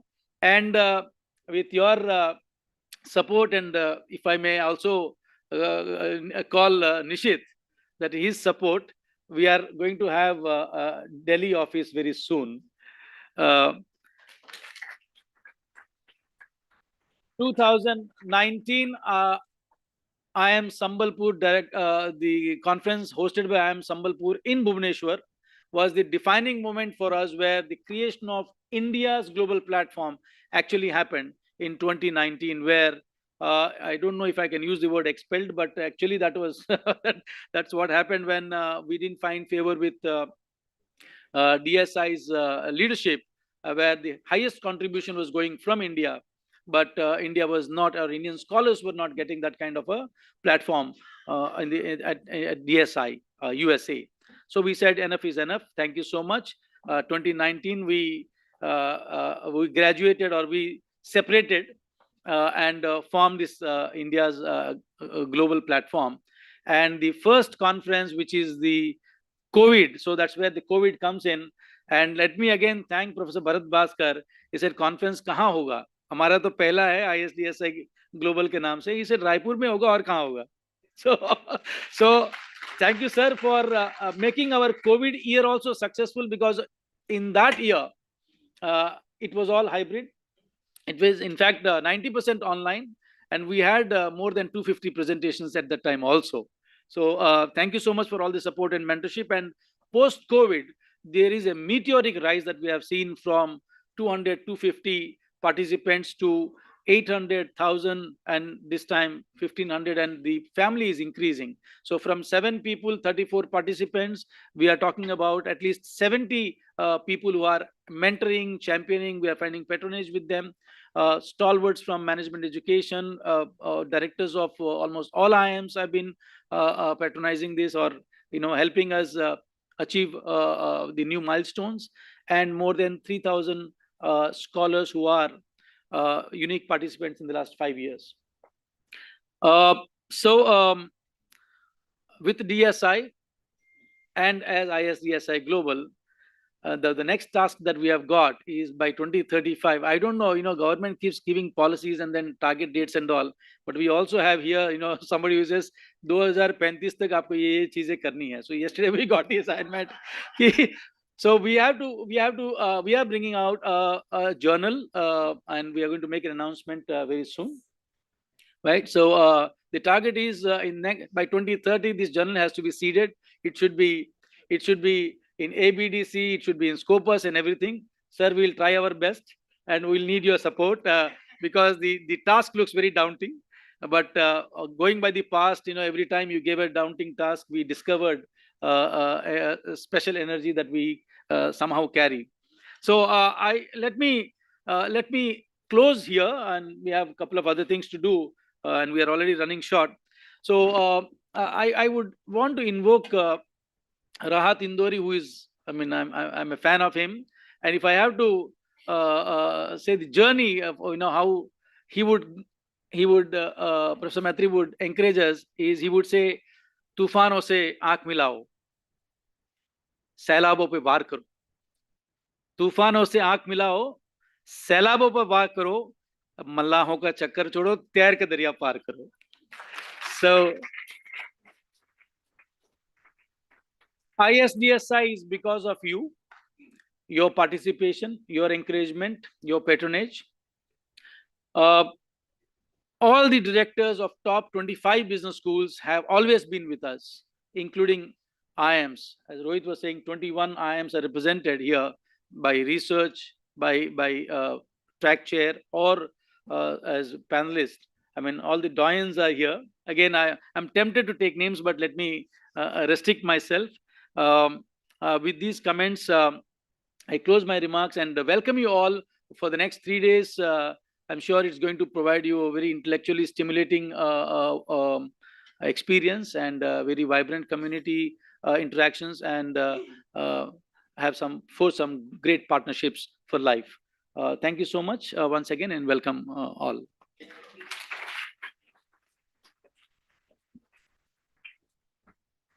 Thank you, sir, for your thoughtful address. Thank you to all our distinguished speakers for sharing your valuable insights and words of inspiration. It has truly set the tone for what promises to be an enriching and impactful journey ahead. We would now like to take a moment to express our heartfelt appreciation through a small token of gratitude. I would request Professor Mohua Banerjee to kindly present a token of gratitude to our esteemed guests as a gesture of our sincere thanks and respect. Conference Chief Patron, Professor Bhima Raya Maitri.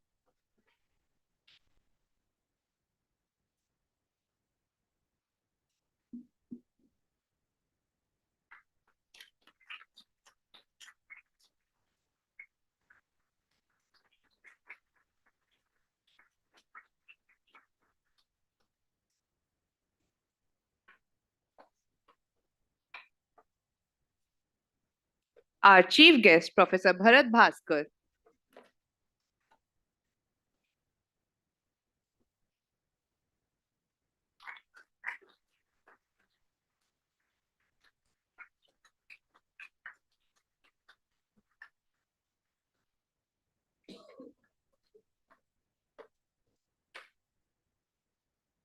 Conference patron, Professor Ravi Kumar Jain.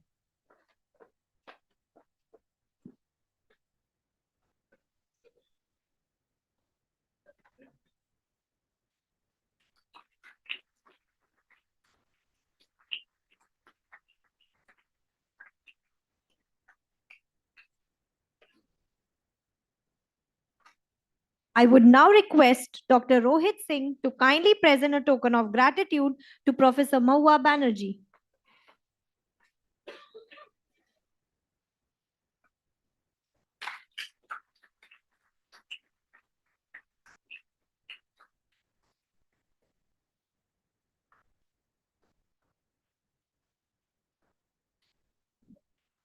We now request Professor Mahua Banerjee to kindly present a token of gratitude to Dr. Rohit Singh.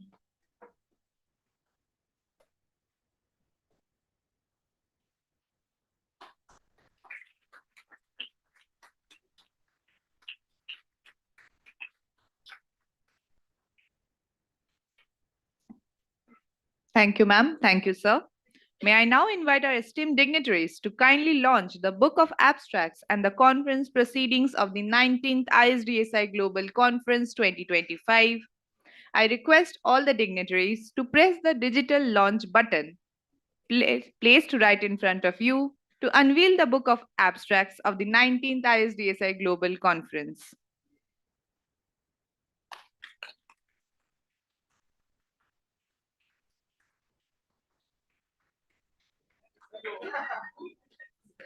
Now, I request all the dignitaries to press the digital launch button to unveil the conference proceedings of the 19th ISDSI Global Conference, reflecting our commitment to knowledge dissemination through sustainable paperless means.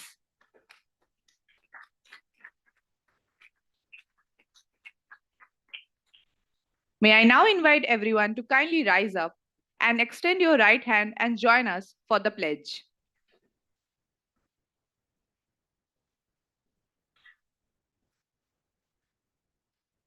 We pledge to harness technology responsibly to advance a net zero future. We commit to sustainable practices, conscious resource use, and collaborative innovation, ensuring that our digital progress creates lasting value for people, planet, and generations to come. Thank you. May I now request all the dignitaries to kindly take their seats.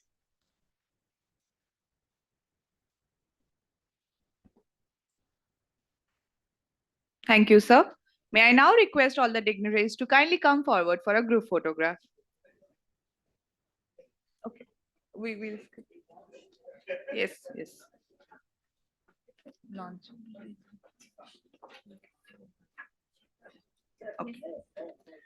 It gives me immense pleasure to announce the launch of a new faculty development program initiative emerging from a synergistic partnership from among Association of Indian Business Management Schools, ISDSI, IMI Kolkata, and IILM, reflecting the spirit of unity in purpose and excellence in vision.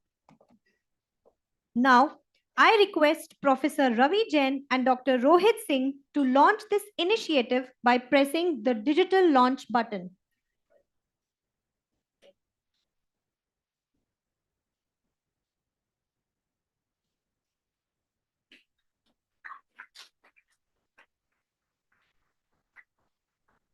We are also pleased to announce an upcoming ISDSI Journal of Management. Professor Angappa Gunasekaran, Dr. Rohit Singh, and Dr. Debarun Chakrabarti will be co-editing this journal, which will soon be introduced to the academic community.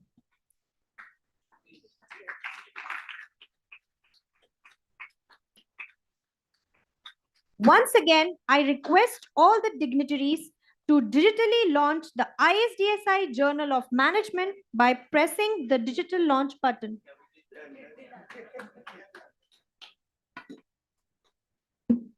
May I now request Professor Ravi Jain to kindly announce the book launch.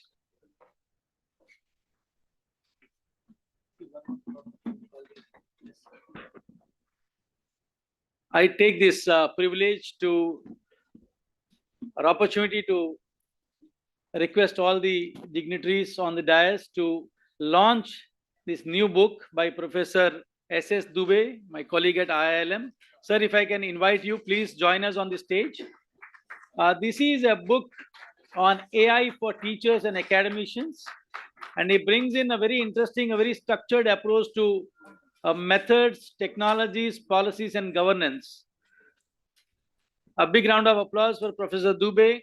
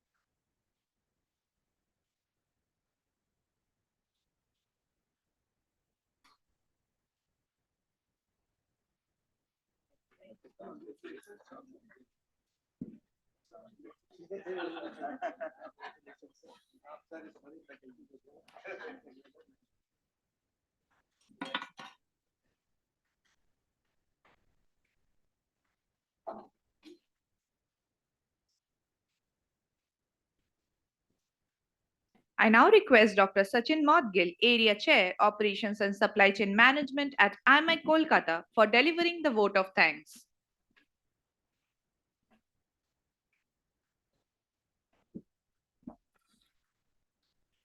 Respected dignitaries, esteemed guests from the premier business schools, delegates, participants, and dear students.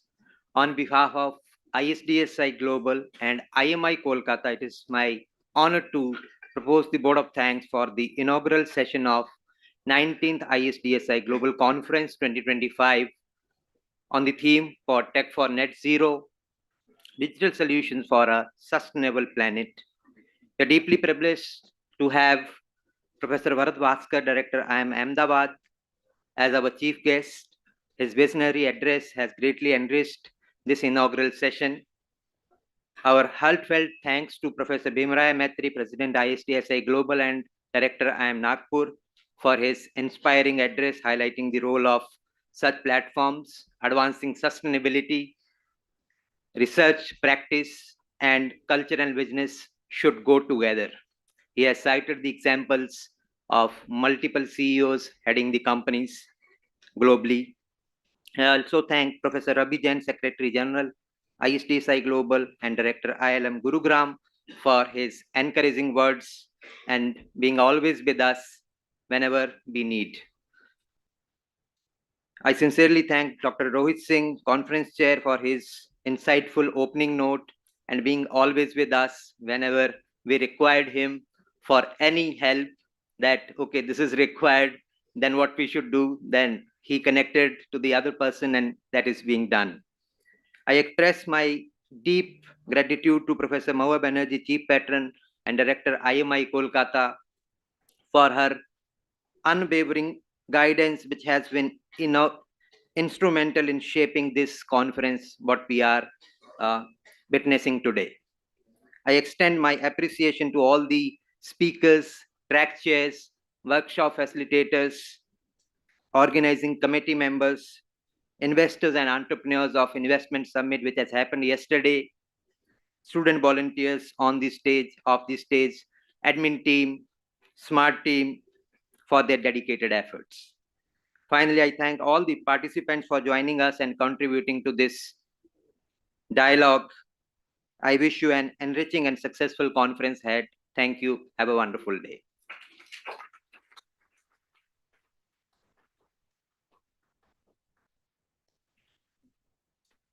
Thank you, sir. Ladies and gentlemen, please rise for the national anthem.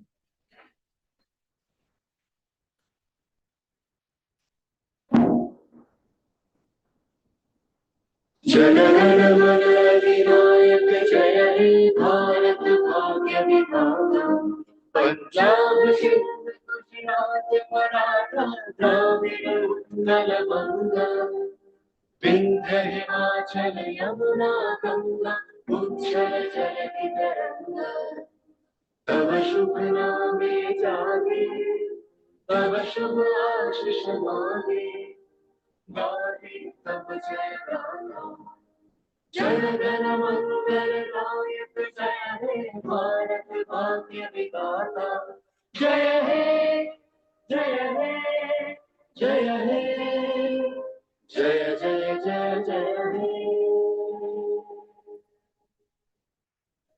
Kindly requesting everyone to take their seats. May I now request the dignitaries on the stage to kindly join the audience for the forthcoming session of the day. Thank you, sir. Thank you, ma'am. We shall be commencing the first session of the day shortly, the much-awaited directors panel, featuring esteemed directors from premier institutions across India. Thank you. Have a wonderful day ahead.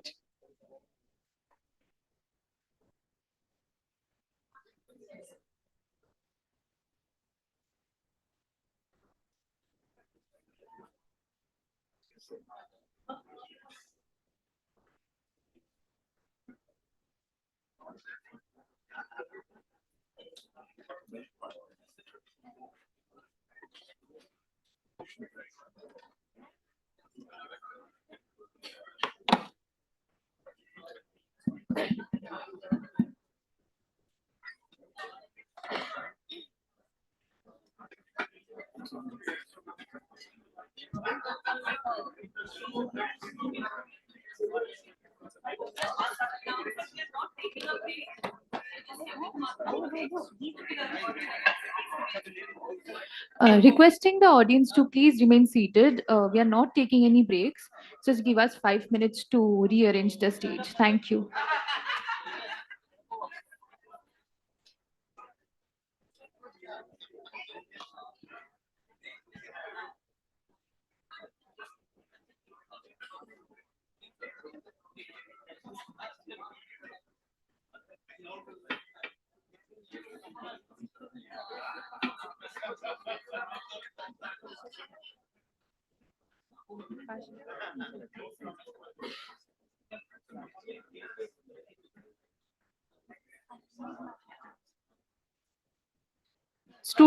Students, please remain seated in the audience.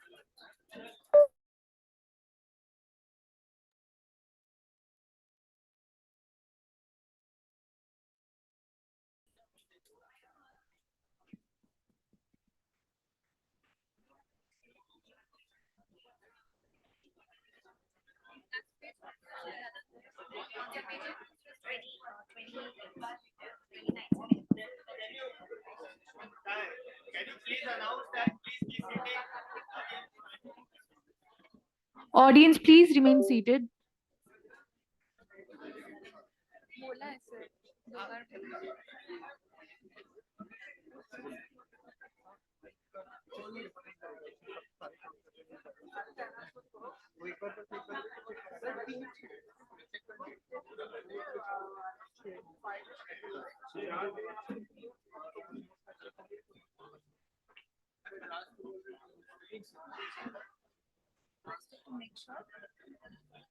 May I request all the dignitaries to please be seated.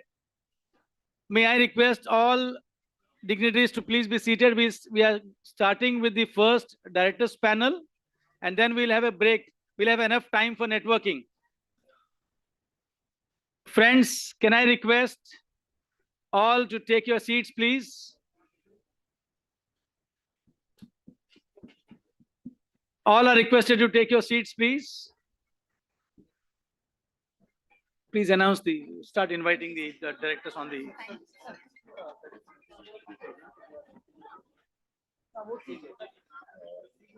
Requesting everyone to please take their seats. We'll be starting with the panel soon.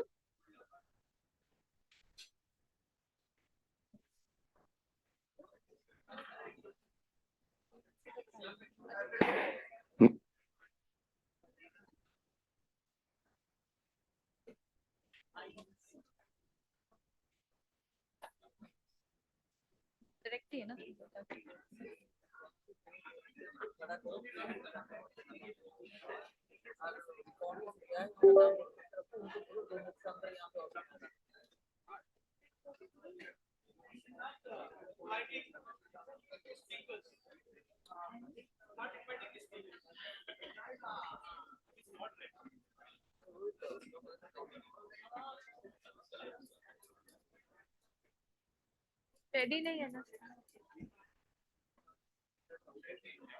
Exactly.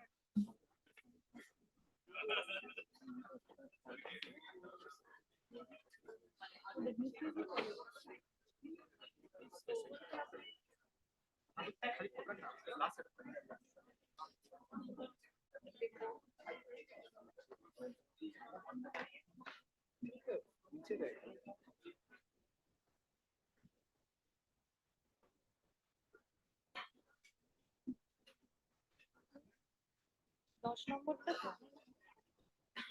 10 নম্বরটা सुन रहा राज? हाँ बोल ना। 10 वाला जो mic है ना वो देख सकता है? 10 वाला हाँ मतलब उसको पास कंफर्म करना है कि नहीं यहाँ नहीं, पे देखना है। यहाँ पे हमें चाहिए, हमें चाहिए 10 वाला।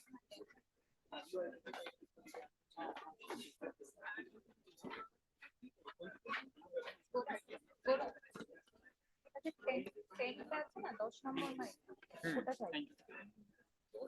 হ্যাঁ হ্যাঁ 10, 11, 12, 10টা এখানে ছিল তো, এটা ভয়েস পাঠান। সাহিল জানে একটু একটু ठीक है जाने चेंज 2 মিনিটের মধ্যে লাগবে। चेंज করছি।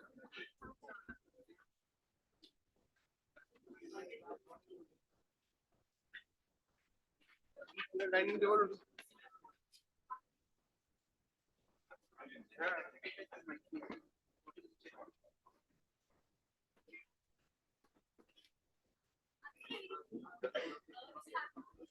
हाँ मैम वो माइक लाने गया।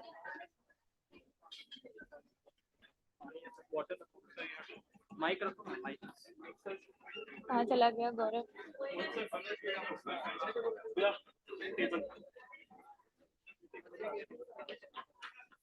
Check.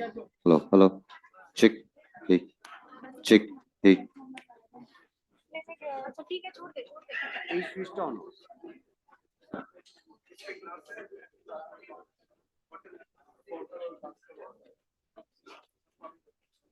ঠিক আছে।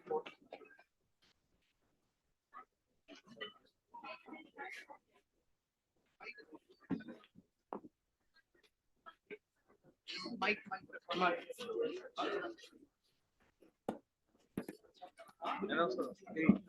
ডান দিকের বোতামটা প্রেস করবি না, ঠিক আছে?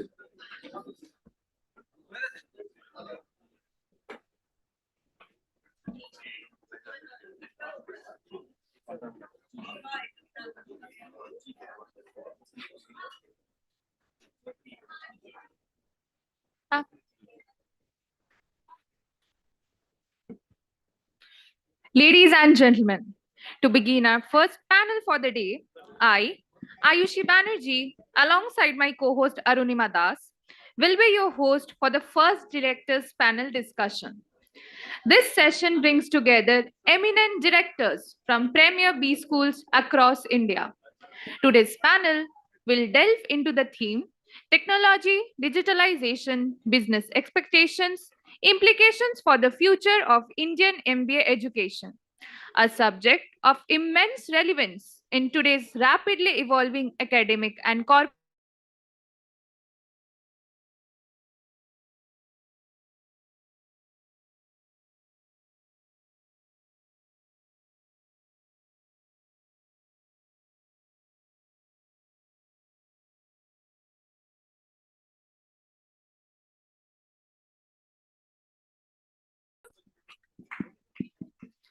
Professor M.P. Gupta, Director, IIM Lucknow.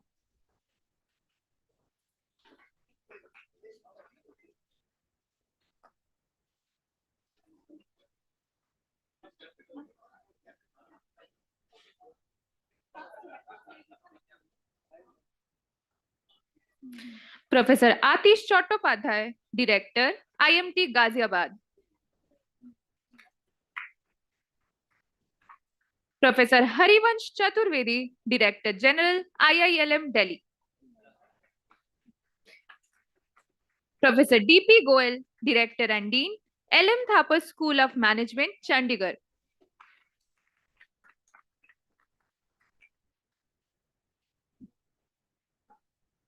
And Professor Mahadev P. Jaiswal, Founding Director, IIM Sambalpur, who will be joining us virtually for this panel discussion.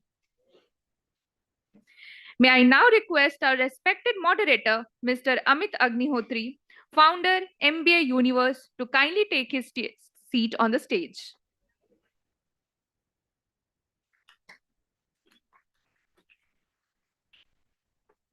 May I now request Chief Patron, 19th ISDSI Global Conference 2025 and Director IMI Kolkata, Professor Mohua Banerjee, to kindly come up on stage and felicitate.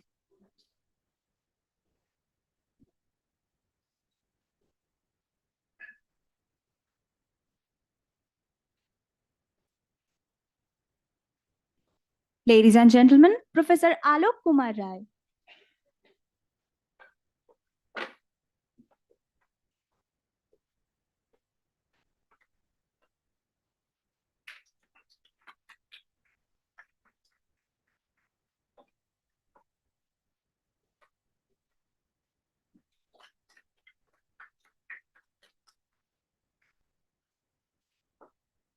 Ladies and gentlemen, Professor M.P. Gupta.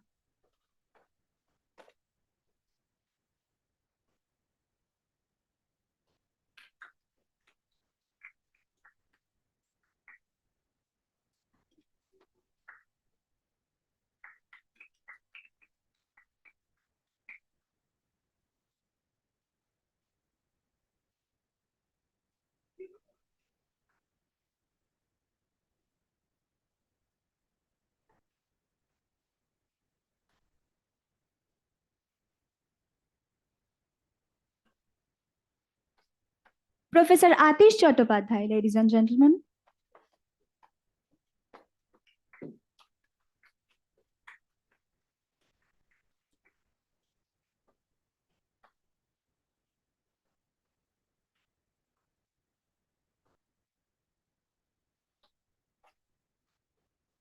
Ladies and gentlemen, Professor Harivansh Chaturvedi.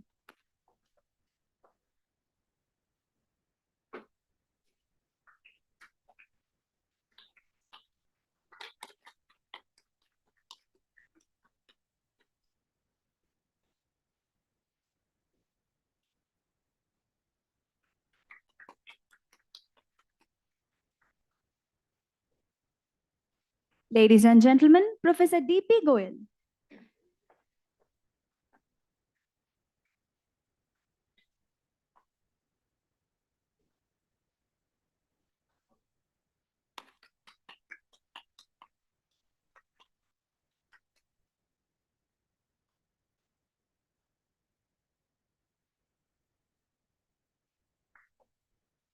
We also welcome Professor Mahadev P. Jaiswal, who kindly agreed to join us virtually. Ladies and gentlemen, our moderator, Mr. Amit Agnihotri.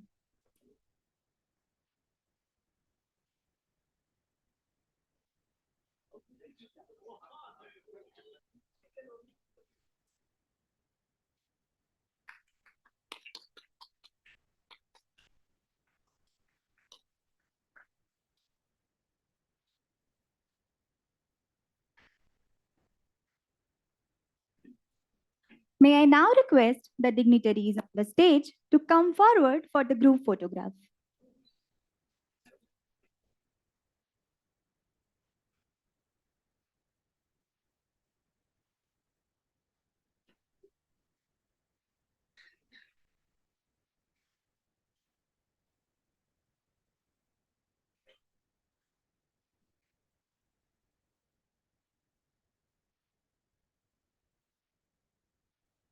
Thank you, everyone.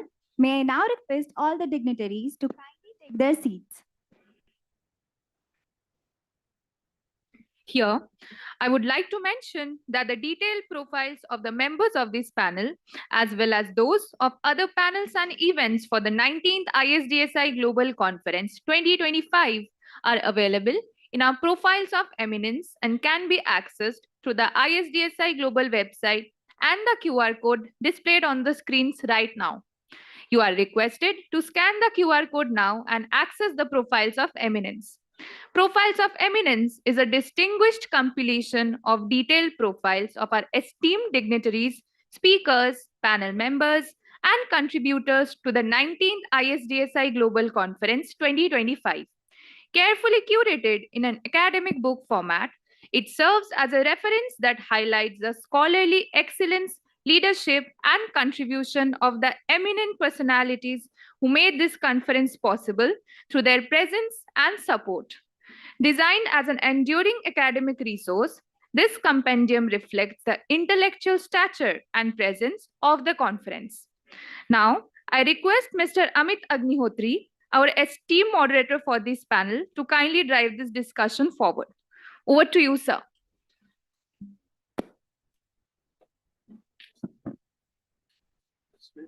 Yeah.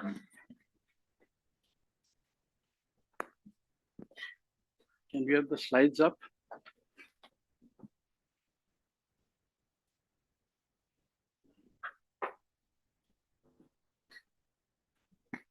Slides. Yeah. So this is the 19th edition of ISDSI, which has been rapidly evolving into a very, very important national international conference. Thank you for giving me the opportunity to moderate this very important session on a topic which is very timely. So in the inaugural, we got an overview from Bharat Bhaskar sir about the evolution of technology, evolution of various aspects. And now in this panel, which has got a very esteemed set of speakers, we will zero down, we will try to narrow down on management education. So how does the forces of technology impact business and business schools? That's what the focus of this panel discussion will be. And essentially in the next hour, 15 minutes, what we will try and do is set up with a few slides, set some context so that we all understand where we are, get into the panel discussion. If there is time for Q&A, we will do that, and then some closing thoughts. So if we break down the theme of this panel, there are 4 areas. The first is traditional technology and digitization trend, which has been on for about 2 decades now. And Dr. Bhaskar talked about many of them. The new wave of AI, which we are all grappling with, is the new set of technology, which is perhaps like none other. So it's a new wave which has been unleashed in about 2 years, last 24 months, 48 months. How does all this change the business landscape? And then what are the implications for management education? So these are 4 broad themes of this panel. And our focus would be on the last one, but we will definitely touch upon the first 3 and try and look at what are the implications for management education. So very briefly, to set the context, one of the world's top computer scientists said this, that today the AI models are smarter than 85% of humans. Next year, by the end of next year, 99% of humans would possibly struggle in terms of some tasks when it comes to AI. And this was seconded by none other than Musk, the richest man in the world. He said, roughly connect. So that's the world that we are living in, where AI and technology is in some aspects trying to outcompete the human brain, and at least some tasks are going to get heavily automated, heavily commoditized. And in that sense, what are the implications for future of work and the talent that we're producing, and of course, management education. Now, if we look at how AI is impacting business very briefly, to set the context, almost all businesses today are experimenting with AI. And I will try and connect it with management education as to how educators view this. And there is a dramatic difference between the two sides. This is a McKinsey study which says almost 80% of businesses are using AI in at least one business function. Today, that number would be much, much higher.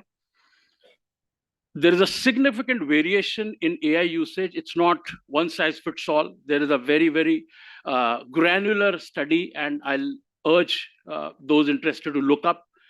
Most organizations are at an early stage, so it's not that we are into a full-blown AI strategy. But AI is not technology. AI is largely about people and processes. That's what the study says. So when we talk about AI, we can either brush it as a technology, but AI has got very few aspects which are core technology aspects, but largely it's business and people issue. And that's where management education comes in. This is an adoption of AI by function. I will not get into too much of it, but if you see that marketing, sales is a very heavy user of AI technologies, and rest of the functions are lagging behind. And it's not like everywhere AI is being used with a broad brush. So one has to be very mindful of how we look at it and how does it imply with various functions and subjects. Now, just one slide to connect AI and business to the world of jobs and competencies, which we are all participating in, which we are all very core. And I'd like the panel to reflect on it and talk about it briefly. Of course, AI is impacting all jobs, but unlike past technologies, this technology is very different. It's actually impacting the most skilled, the most knowledge-oriented work and tasks. I'll cite a study which was on BCG consultants and how, when they started using AI globally, what the impact of that was. So this is very different technology. It boosts productivity, but it does not boost productivity of all people. There is something called equalization effect. So it sort of brings down those at a lower level to the middle level, but it dumps down some from higher level to the lower level. All of this have implication to the classes, the pedagogy, the curriculum, and so on. So this is the study that I was talking about, where when BCG consultants started to use AI regularly, there were two groups set up, control group and the other. They found some very, very significant trends. It was able, the consultants which were using AI purposefully were able to significantly improve their jobs. So now it's well accepted that technology, particularly AI, is not just going to automate cars and robots and factories and this and that, but it is actually impacting everyday life of a manager, everyday life of a leader, and everyday life of a student even. So, what could be the implications of that? And this is where I will like the panel to weigh in.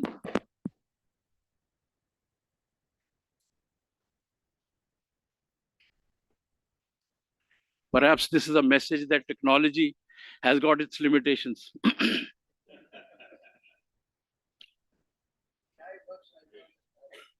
Yes, yes, yes. So power is.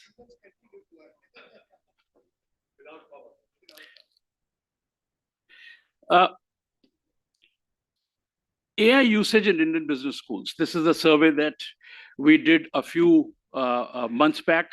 And this will give you where we are in terms of the Indian landscape.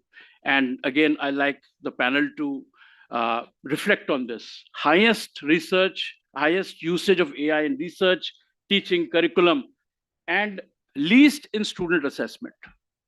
So this is where about 200 educators from all the top 100 schools participated. On a scale of 1 to 5, the medians are close to about 3.5. So we are in terms of usage, not quite there. And the least usage is in student assessment, and the highest usage is in the area of research, followed by teaching. This is an interesting slide. You can look at it, glass as half full or half empty. 50% roughly educators believe that AI does not have a positive impact on students in the class.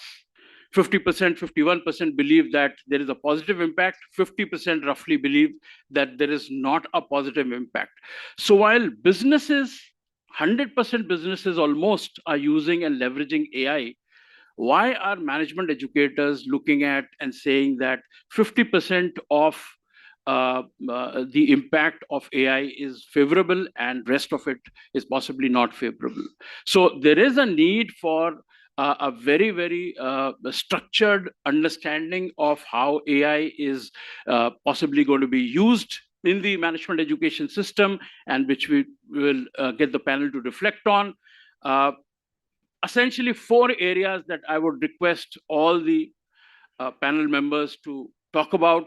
First is, in the world of digitization, technology, AI, what are the competencies that should be inculcated, that should be inducted, that should be developed in the MBA student and in the students in the classroom? So first is competencies. What are those competencies?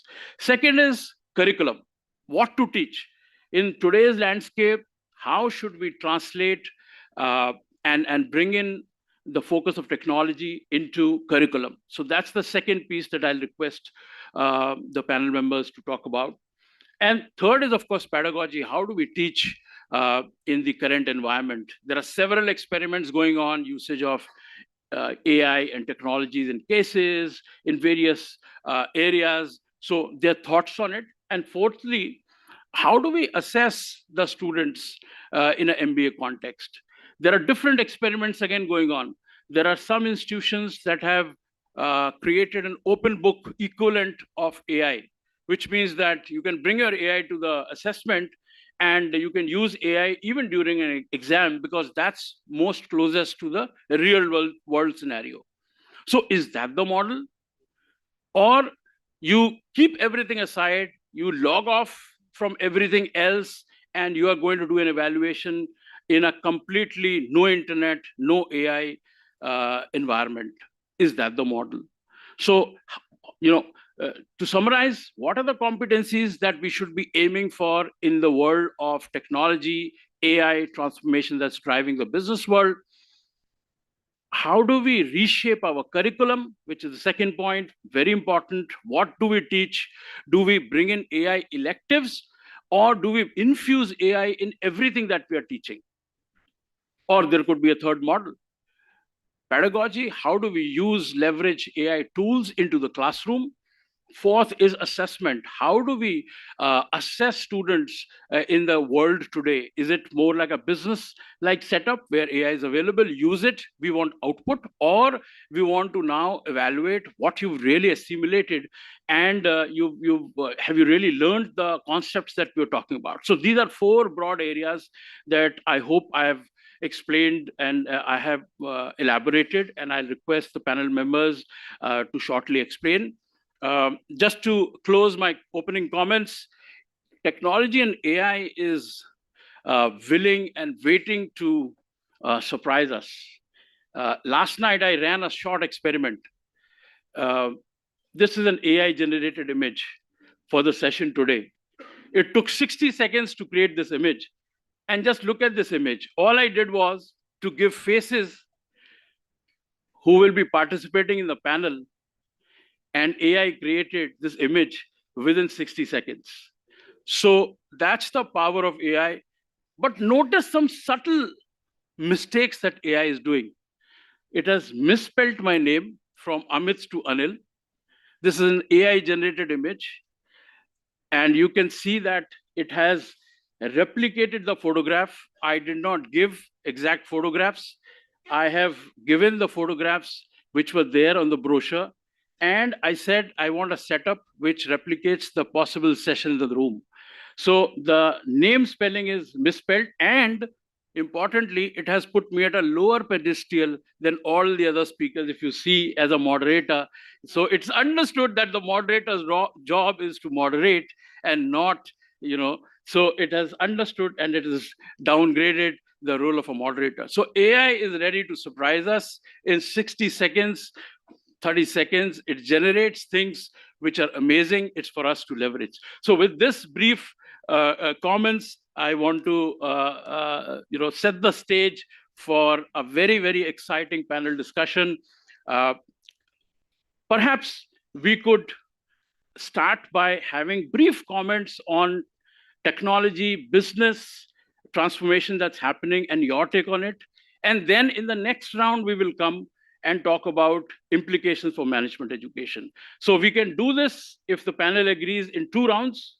The first, maybe opening remarks, 2 minutes, 3 minutes, talking about how do you see the transformation in the world of technology. You could have a view that all this is a short-term phenomena and all this will go away, or you could have a different view. So let's start with the first round, where we start from the extreme right and move on towards extreme left, where your brief comments about the trends that you're seeing in the world of technology and connection with business, and let's stop there. And then we will come to the main round, which is talking about implications for management education. So let's start with Dr. Goel, please. Good morning, everyone. First of all, I would like to just convey my sincere gratitudes for giving me an opportunity to interact with all of you. See, as far as this topic is concerned, I think it's a very relevant topic when we're talking about technology, digitization, and of course, at the end of the day, implications for B schools. So these days, I think that question is not that whether we are talking about whether it is required or not. It is now very, very clear that technology, as well as digitalization, and the implications are very, very relevant for all of us. And we're already going through it. So rather, now we need to understand and also ponder over that what needs to be done, because we started with the technology just having some courses in the MBA courses. So it means that we used to have some specializations or some elective courses in the MBA curriculum. But now, whether those courses are really relevant or this method is really relevant, I think again we need to understand and discuss that these days what business is expecting is that we need to move from technology enablement to again the application of technology. So it is just not only that technology are only per se some functional area, rather we need to understand that it is technology is in each and every course. So this is how that each and every would-be manager must be equipped with just not only domain knowledge, rather as an expertise of the technology. So when we talk about AI, when we talk about various other streams, because we have been discussing all these things, so then we need to understand that how these days when we talk digitalization, because we have already moved from digitization to digitalization and then to digital transformation. So it means that each and every manager must be knowing about the digital or enterprise organization. So it is just not only an organization, rather it is an enterprise which is digital in nature. And we need to again focus on that what needs to be done in such a scenario where our future leaders or would-be managers, they should be trained by the business leaders or by the business schools. Dr. Raisa, yesterday in the brief conversation that we had, you shared that AI is actually an enabler and it's not a competitor. So request you to please elaborate your thoughts and restrict to these first 3 points. Very good morning, everyone. Now, the fundamental question, though the moderator spoke on different aspects, but what I could understand is he wants to know certain deliberations on the advent, proliferation, and from proliferation to kind of umbrellization of education through different evolution of IT tools. How is it going to impact our education? Victor Hugo has said, no one can stop the idea whose time has come. Now, that is equally applicable for everything. And when we talk of technology, we largely use it by assuming that we are talking of technology, assuming it to be information technology. From computerization days to Y2K to today's artificial intelligence. This journey is going to move on and on and on. What we have got to understand is this is a change that has come. This change has not just come, but is going to stay. But are we getting too bogged down? Are we getting too carried away with such IT tools? That we are going to understand. These, be it artificial intelligence or any other form, so from initial computers to Gen AI, all these are mere decision-making tools. Ultimately, to be used by individuals, on human. Now, largely when we talk of these processes, we concentrate onto the supply side, while businesses are to be driven from demand side.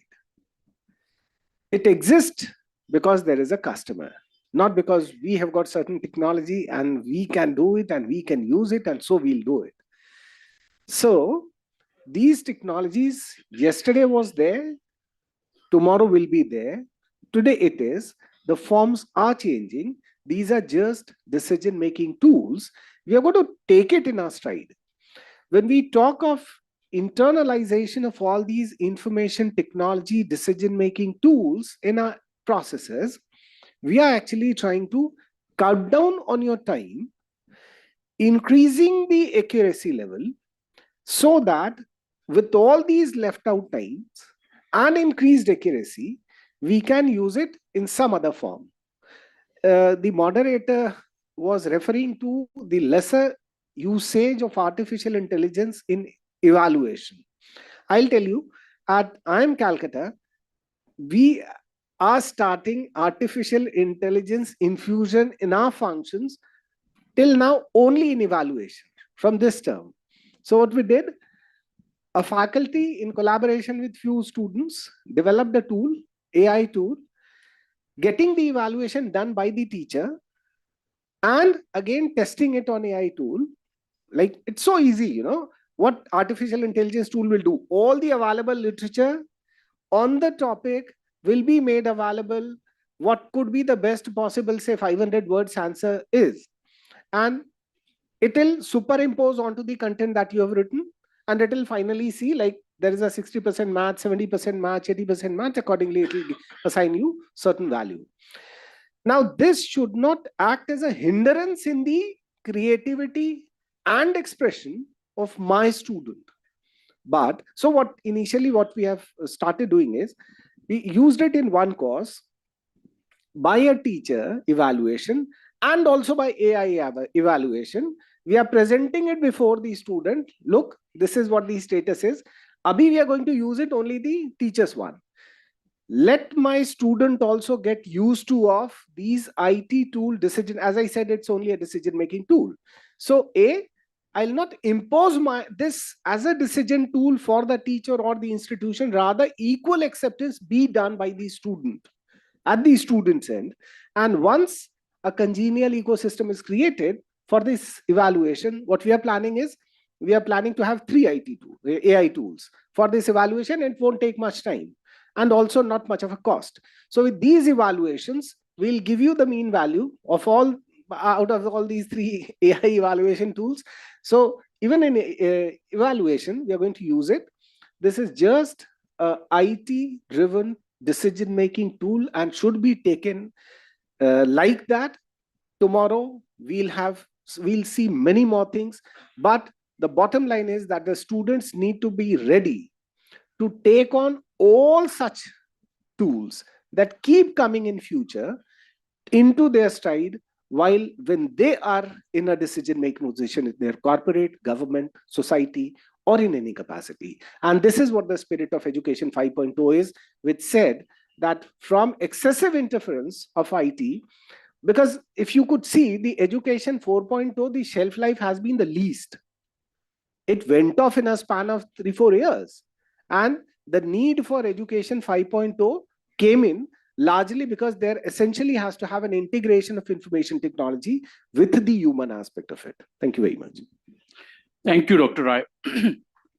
I think we can clap louder, right?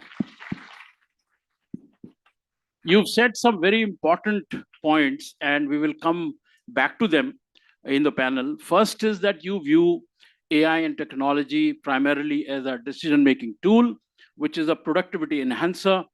And interestingly, you've talked about that how IIM Calcutta is using or is going to use AI for assessments, which is a relatively unexplored area when it comes to management education globally. So that's a very important topic, and we'll come back to that and learn more about it. Thank you so much. Dr. Atish, your views on this topic, I know you have very strong views on it, and you look at it from a lens of an educator, a teacher, and that's what we are looking forward to hearing. See, since the discovery of the wheel, there's a quest for speed. Now the question is, you can keep on speeding, but there is also a speed limit. So there's a wheel and there is a speed limit. Similarly, if we look at the next other major discovery is that of fire. So when we invoke fire, we also need to control fire. So at the end of our Havan also, we say, Agnittam Shitala Agnittam Samudram Gacho, which means that basically the fire needs to be controlled. Okay. Now understand AI. There is a difference between automation and AI. AI is essentially an agent which has the capability to learn on its own. Now, if we say that we press a button and I say that to the coffee machine, prepare a cappuccino, and it prepares a cappuccino, that's automation. But if the next day I press the button and the machine says, no, you generally take cappuccino, should I make a cappuccino for you? That's intelligent. Okay. Third day when I press the button, okay, probably you need a variation. I will put some choco chips on top of your cold, cappuccino. That means that it's learning. Understand one thing, that AI has the capability to learn, which you said, okay. And we have today an AI machine which actually defeats a grandmaster. Okay, we had that, So the question is that the use of AI is like that fire and the wheel. Okay, there has to be a responsible use. Now the challenge is the companies, and we just now saw Elon Musk, and you quoted him, are trying to compete with each other, which means there is lack of trust and there is no responsibility attached to the way the AI will be proliferating going forward. Now, if AI, imagine one day, AI becomes so powerful and the human beings, are becoming slave of AI, that will be a dangerous situation. Just like if you just have a fire and no control, it can burn your house. So the question is, as AI comes in, the challenge is how do we infuse a degree of responsibility in the use of AI?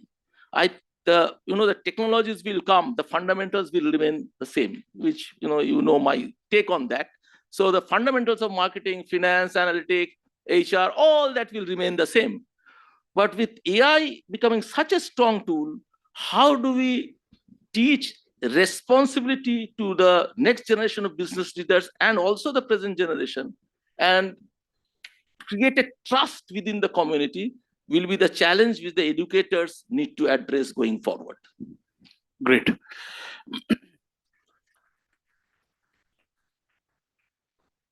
So when I pause means there should be some claps, right? Some audience participation, okay? With that, Professor Gupta, you come from the traditional IIT system, which of course is very deeply rooted into technology. You've seen all this very closely, and now you are leading IM, and where this discussion must be ongoing every day. Corporates are wanting talent which is ready with understanding of technology, AI, so on and so forth. So, how do you see these three points, and what's your initial remark on the context that we have today? So, good morning to all of you, and thank you, Dr. Mitri, for inviting me. Today morning, having heard Dr. Bhaskar, my colleague, giving a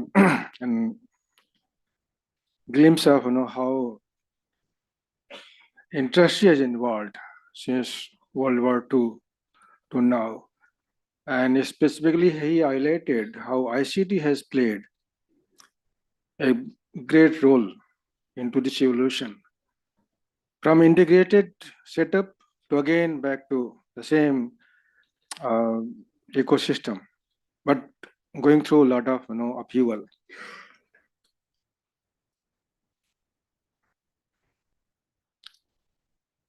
So early time ICT was little away, but influencing the processes.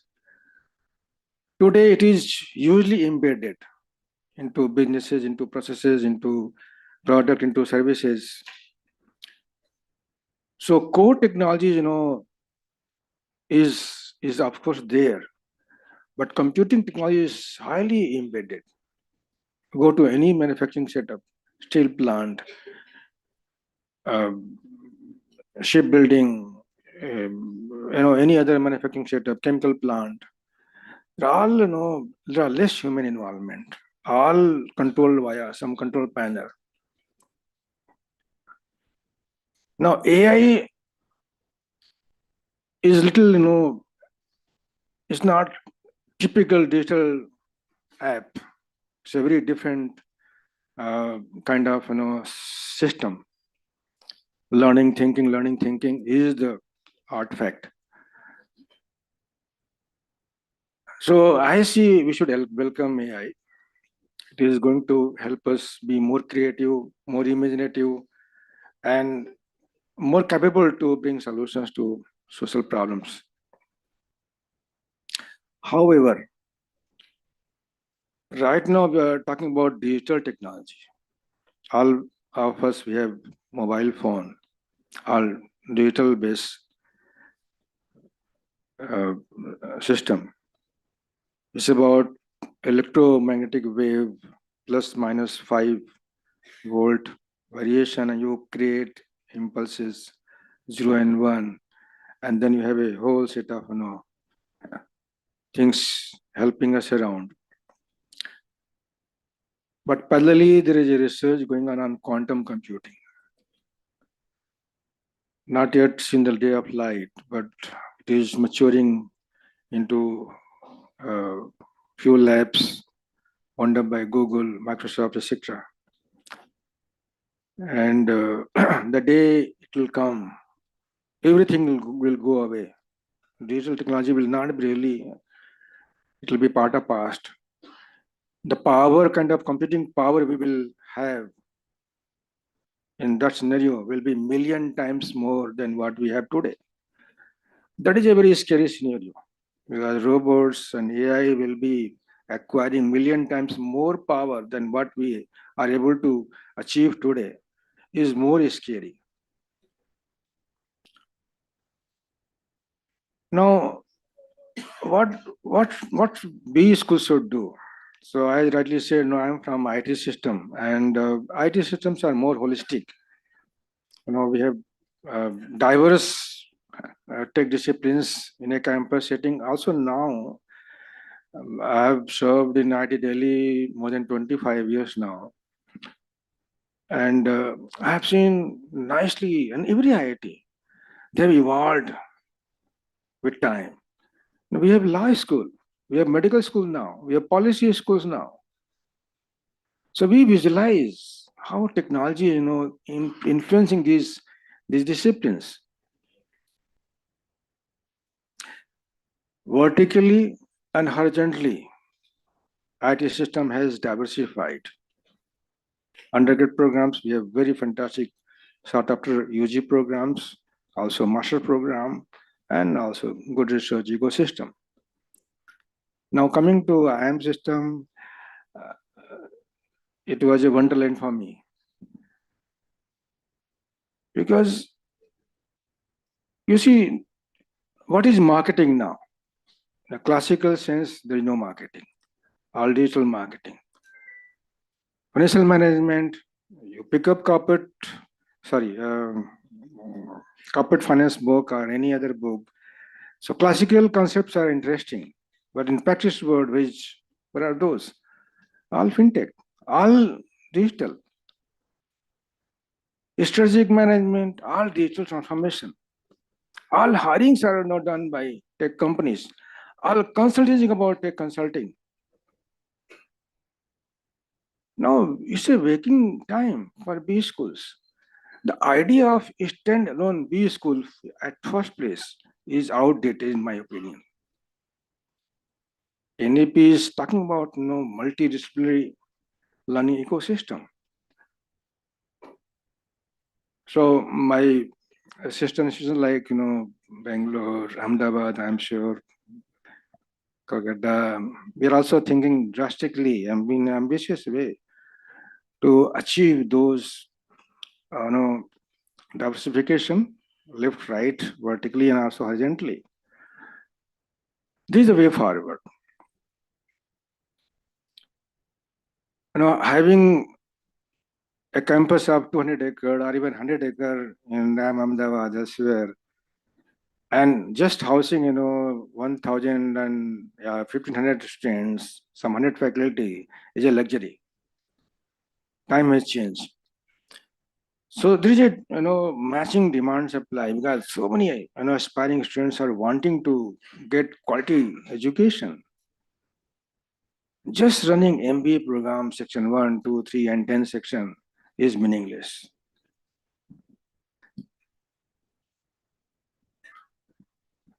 The demand for professionals today is more for specialists than journalists. Okay.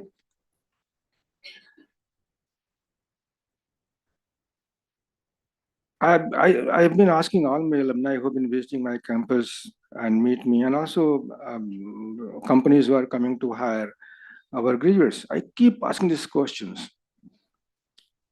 If I offer you a tech MBA graduate or a fintech specialist versus general MBA, whom you will pick up?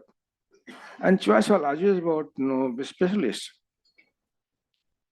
Now, specialization is to be closely examined as per which sector and what kind of specialization is needed to bring in and offer those programs. But delivery of the curriculum itself, drastically changing. And the data showed by Agnihotri is revealing. And my colleagues are very smart also. They are adopting relevant tools to make impactful delivery. Of late, I'm an IT professor, but of late I become fond of foresight and strategy. I offer twice a course on foresight, where there are a lot of exercise on scenario building and using some cross impact analysis to visualize scenario and impact of scenario and possibility of happening that in reality. So if it is a group assignment among students, and they have AI support to generate scenarios, it will be quicker. It will be more realistic, chance of making realistic scenario. So this kind of environment is of delivery is going to create a mindset, a ready thinking person will be able to visualize a solution to a problem setting in a workplace.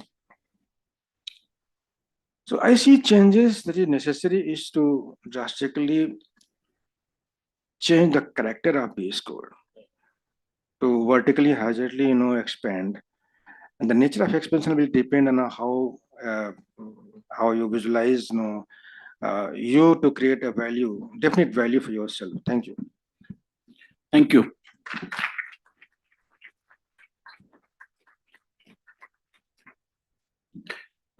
You made some very important points, but I think the most most significant is possibly that the idea of a standalone business school must today be revisited in a very, very significant way.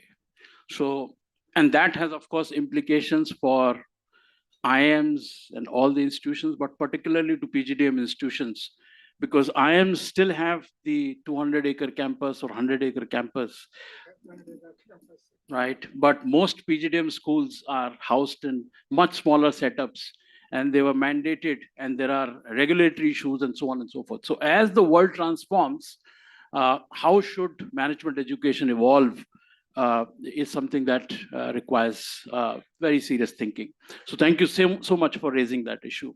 I know, Dr. Jaiswal, you are waiting, and we have got some very important questions to ask you. So please give us 5 more minutes. Sure. We'll shortly come back to you. And we know that you've been experimenting with AI and technology in a very significant way. So in next 2-3 minutes, we'll request your perspective. Sir, Dr. Chaturvedi, sir, you have built several institutions, many institutions, and personally, you are very quick to adapt to technology. I see this one personal trait that anything that comes new, you are always very quick to try and understand, landscape it. You bring younger colleagues to help you understand, and then you quickly adopt it. So your thoughts on this point, these 3 points particularly, and then we'll come to the academic side. Thank you, Amit. Thank you, IMI Kolkata, which is a PGDM institution, started in 2011. I would like to see the whole question related to the theme of this directors panel discussion from 2 angles. One angle at global level, I would like to see it from the angle of India and Asia, how the AI revolution is going to determine the destiny of the world's biggest population residing in Asia, which includes India and China. Number 2, in management education, I would like to see it from the standalone independent PGDM institutions, which have contributed significantly in the growth and evolution of management education in our country. Of course, IIMs were the pioneers. IIT's MBA program have also contributed, but I think that 300 plus PGDM institutions were also in forefront. On the first issue, I would like to say that next 5 years, by 2030, for India, there will be an opportunity of $1 trillion if we ride the bandwagon or the bus of AI revolution. Within next 5 years, if we not ride the bus, then we will lose the opportunity. Secondly, I would like to say that India's dream of becoming a developed nation can be a reality, but I think the major role will be played by the technology, and out of which the most popular hyped technology is AI. Digital transformation is the backdrop, which is also necessary. So from the point of view of India, I would like to say, I will put some riders that let us be very careful about AI revolution at global level, whether the benefits of AI revolution will be monopolized by a few 4 or 5 companies located in a particular country, which is USA. That will create a big challenge to the whole human society, that something which is coming out of the humans, the outcome of the human civilization and the endeavors of so many 1,000 years growth will be monopolized by few companies or few countries. So how to make the outcomes of AI revolution equitable at the global level? Number two, in India also, we cannot say that all the people will be equally benefited. No. Those who will be from metro cities, those who will be getting good quality education, they will get more benefits from AI revolution in next decade. What will happen to the people who are not getting quality primary education, who are dropouts, who are illiterates, who are from the weaker sections of the society? We have to think about it. Lastly, about business education, I would like to say we are not left with any option. We have to embrace fully the AI and digitalization, and there is no solution by putting some electives. You need to embed in the whole universe of management education, higher education, school education in your by embedding AI into the whole in the universe, not by adding the electives. Lastly, I would like to say that we have to find out how this can benefit to those B schools which are located in remote areas, tier 2 or tier 3 cities. Institutions like IMI or MDI or IMT, along with the IIMs, they can reap the benefits of digitalization and AI easily by putting some investment, by training the faculty. So I would like to conclude that we have to see the whole issue from the angle of Asia and India, and we have to think about the management education is not uniform, it is segmented between several kinds of institutions, and we have to think about institutions located in small cities, remote areas, and how they will be able to invest heavily. Some solution is to be found. Perfect. That's the great close to the first comments. Business schools must embrace AI fully and not look at it in a piecemeal manner. So with this now, we'll transition into the second part and quickly do the second part of the panel discussion. And in that, I like to start with no other than Dr. MP Jaiswal, who's at the cutting edge of using AI in his management program. So I hope you can hear me, Dr. Jaiswal. Yes, yes. Okay.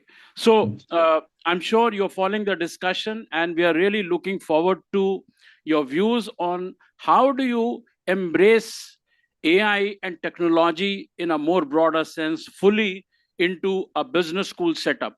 And kindly take about 3 or 4 minutes to make your point. Thank you. Thank you, Amit, and thanks my director colleagues sitting there. And also thanks ISDSI and IMI Kolkata for inviting me. Due to certain urgency, I could not travel. Let me give a broader perspective for a minute, and then I will talk about the AI in B school. So if you just see the Stanford AI Index report 2024, there are three kind of AI which matters today. One is AI skill, that is how do you use AI programming and technical skills. Second is how do you use AI enable business transformation, either in industry or in B school. And third is you develop AI research and infrastructure like large language model or OpenAI, etc. Now, looking into these three broad categories, as per the Stanford AI Index report, 2025, India was ranked number 1 in terms of AI skill, that is programming skills or developing AI application skills. And US was number 2 and China was number 3. However, in 2025, the same Stanford report, US is now number 1, China is number 2, and India is number 3 in terms of AI skill. In terms of AI-enabled business transformation, India is not among the top 20 countries. So adoption of AI-enabled change, India is very, very low. China, US, UAE, they're much ahead. Then comes AI infrastructure and AI research that is building AI itself, like OpenAI or Deep AI or Google AI or those applications or chatbot. Of course, USA is number one, China is number two, and I think Germany or I think France is number three. So like that, India is, of course, among the top 10, but is still miles to go. We don't have our own LLM. We don't have our own GPU. There's only one company which contribute to 90% of GPU, that is NVIDIA. And today we are controlled that how much GPU you can use. And unless you have a GPU access, you can't develop AI-enabled business model. You can only develop AI tools. So that's the reason why India is still not among the top 10 countries. Because we don't have enough money, we don't have enough research, we don't have academia who has developed this AI. And now coming to AI use, there are three kind of applications AI has.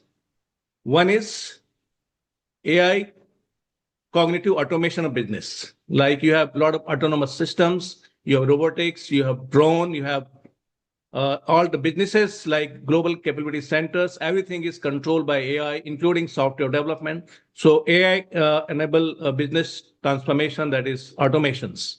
And also for research reports. So most of the chat boards are basically comes under these categories.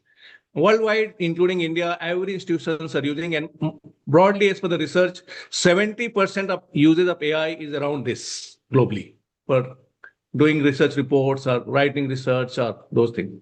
Second capability is AI assessment of customers, suppliers, or citizens, or also students. Globally, it is just 30% organizations are using. Institutions are hardly 5%. And third is cognitive engagement of students and customers. That is fairly below 20% organizations are using. Now coming to B School, your questions. In fact, we were one of the first globally to adopt AI for the class assessment without being the faculty. So we call AI the co-faculty. And I feel that our experiment started in 2024 August. And now we have rolled out to every core courses. We are using 2 case discussions on AI-enabled class discussions without the physical faculty presence. And AI is doing the entire assessment of students who are broken into groups of 6 to 7. And their assessment are done by AI tools. And with that, students are coming well prepared in the class. Their engagement is increasing. And they are forced to read the article. And we are slowly removing the role of faculty from the teaching perspective. We are saying that no need to teach. It has to be collaborative learning process now. You have to learn along with the students. So our objective is that maybe in next 3 to 4 years, we will remove 50% teaching from the faculty. 50% will be done by AI and 50% with the presence of faculty. And which may another 10 years, I think, will go to 80% by AI. So I can see the teaching role has to disappear. It has to be collaborative learning. AI is not an automation, let me also clarify. AI is a superhuman, which can, today we have agentic AI, which can, one AI agent is equivalent to 10,000 top scientists of the world in terms of research, in terms of any kind of generation. Therefore, human cannot compete with AI in today's world also. And you have also shown your presentations, McKinsey report. So therefore, teaching and research, these are the 2 roles which has to disappear from the faculty. And industry also will have a lot of disruptions. And ultimately, the role of industry and everybody will become 3 stage: collaborate, innovate, and enterprise. Like entrepreneurship will become the focus. Research and everything will be done by AI. All the work which can be done by AI will be done by AI because at lower cost. Human productivity will become very high and a lot of poverty will get removed. I think most of the country will get developed, those who adopt AI. So therefore, AI is going to be very, very strategic and it should not be taken light. This is what is my first, perspective. Thank you. Thank you. So, Dr. Jaiswal, if I heard you right, you said that since you are online, I thought I'll quickly pose a quick question. You said that the role of faculty in teaching and research, you anticipate to go down to half and then possibly even lower. Is that right? Yes, yes, that's right. Both the teaching and research will be, AI will be much more impactful and effective than any fact. I'll give example. Even the, not only teacher, even the, I went to a doctor in Delhi recently, just a month back, for a small back pain. And he referred various tests. All tests are done in 2 days. And then I went to doctor. AI generated all the diagnosis report, medicine, everything. Doctor only signed. I asked him that, how can I trust this? He says this is equivalent to 10,000 doctors, which is more capable than me. And you don't trust me, but you trust AI, because AI is a machine learning and deep learning, which takes all the logic, data, everything from all the doctors who are best worldwide. And based on their analysis, it subscribes. Therefore, I also have to depend on that. So that is the kind of role the AI has. So how does teaching happen in a typical B school? What classroom? How do you visualize that? Is this an AI agent teaching students and they are taking notes, or how does that happen? No, AI, it doesn't teach. AI is only monitoring. AI is only doing assessment in evaluating. Learning happens through collaboration. So students, faculty, and industry, all three will come in the class, and they will generate new ideas, new product, not only just doing counting, marketing, sales. This job will be automated. So what you need to create is innovation in the class, new product, new idea, new marketing, new space. So how to come out with unthinkable businesses which are not there. So entrepreneurship will be the major focus inside the class. Collaborative learning. It is AI will be just monitoring you all and evaluating that how you're doing. But AI, yeah. So just to close, because we have limited time. Otherwise, I would have loved to engage more. But so can you give a quick example from your institution how you're implementing this? So what we have done is right now, since there is a big change, so we have done 2 sessions in each course is mandatory that will not be taken by faculty, but will by with the use of AI. So we let's say there are 300 students in our class or 400 student class.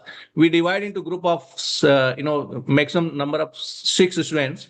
Six students. They discuss among themselves in our AI platform. There is breakout learning you are using, American product. We have MOU with that. It's a co-partner to I'm Sambalpur now. We are working together. And there, the platform, we put all the questions. So faculty job is to prepare right questions, right business model. And based on that, evaluation will happen. And every 30 minutes, the question changes and students have to answer to those questions one by one. One of the group leader among the 6 students monitor in terms of time. So every students now are getting, every group is getting 90 minutes time without faculty. And then this assessment grades are immediately created by AI tools, which is sent to all the students as well as faculty. And then physical faculty comes next class in the same case. And then have a collaborative discussion. And we then discuss at a higher level. And we are using Bloom's taxonomy. So if your students are talking only facts about the case, then 1 marks. If he's able to explain the concept, 2 marks. Able to analyze, 3 marks. Able to evaluate, 4 marks. Able to apply 5 marks. If you have to create new idea, then 6 marks. So this is how the markings are also happening in Bloom's taxonomy. So it's a very logically structured kind of methodology which is used, and which is actually very, very transformative. I think some of you can come and see that what we are experimenting. Next year we're going to double it, and like that, the next 3 years we'll make 50% class without faculty. That's I mean, that's got so many implications. Thank you so much for sharing. And this is the model that won the Indian Management Conclave Award, if I'm not mistaken. This is what you had presented, and yes, right. Congratulations. Okay, great. So with that, let's now close the session. We've heard the opening remarks. There are, as you can see, 2 extremes. One is what Dr. Jaiswal is saying, and one, if I may say so, what Dr. Rai has said. So Dr. Rai views this as largely a decision-making model which have always existed, and Dr. Jaiswal views it as a superhuman, which is equivalent to 10,000 faculty and agents, and so perhaps the reality lies somewhere in the middle, and we all have to figure out our own reality. Can we have the slide on, please? Yeah. So very briefly, now let's just focus on implications for management schools.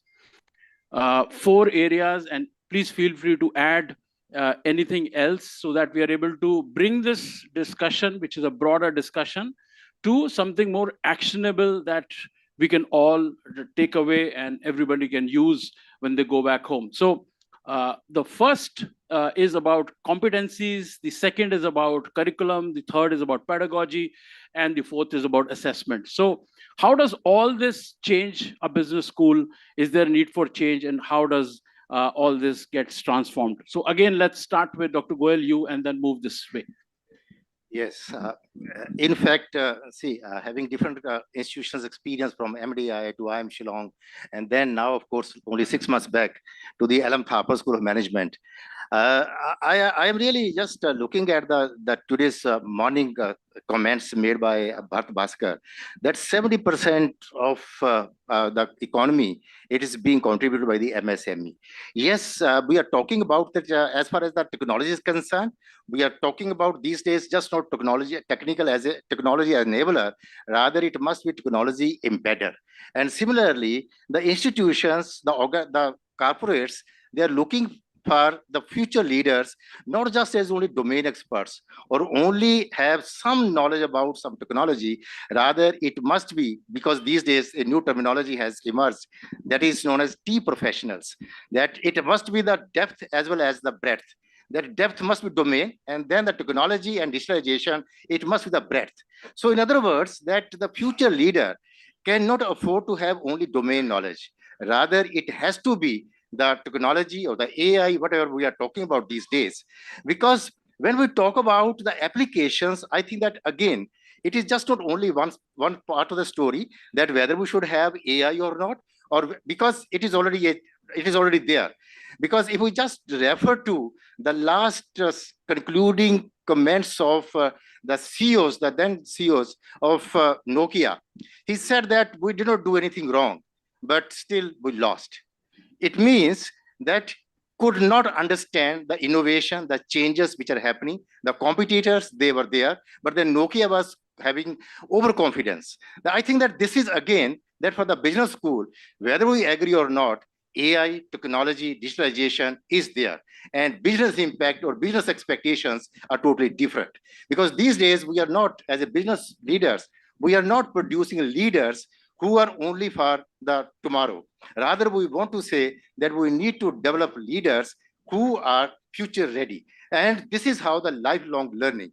When we talk about the implications for the business school, we say that as far as the business schools, they must now need to gear up, that they need to produce managers or who are accepted for the future. So for that, what is being done? Basically, 3 main aspects. That first of all, why? As far as why is concerned, we have been discussing in all these forums, and we are very clear that this is a disruptive change, and this is a disruptive technology. Everything gets changed now. Now, what is the next one? Then we need to also understand what, because that is what the business school there's a content. What must be covered in the classrooms so that it does not become obsolete only hence 6 months hence or 1 year hence. So this is how that we need to embed technology, we need to embed digitalization, because we will be talking about digital enterprises. We have seen the top 10 companies 30 years before, these are no longer there. And so this is how that now it is a rapid change. We need to be very, very aware of that this change is going to even more faster. So as a business school, we need to understand that what is the content which must be given to the students or the future leaders. And after that, what is more important is how, means the pedagogy. Because as far as pedagogy is concerned, again, as Professor Jeswal was saying, that AI is superhuman, and maybe the role or the faculty role, it would be totally changed now. It is not, we are not talking about faculty would not be required. Yes, faculty would be required, because still AI, whatever 10,000 people knowledge or whatever it is there, still it is artificial. At the end of the day, human beings, because they're the natural human beings, and the emotions, I think that most important, because we are talking about the ethical values for our future leaders.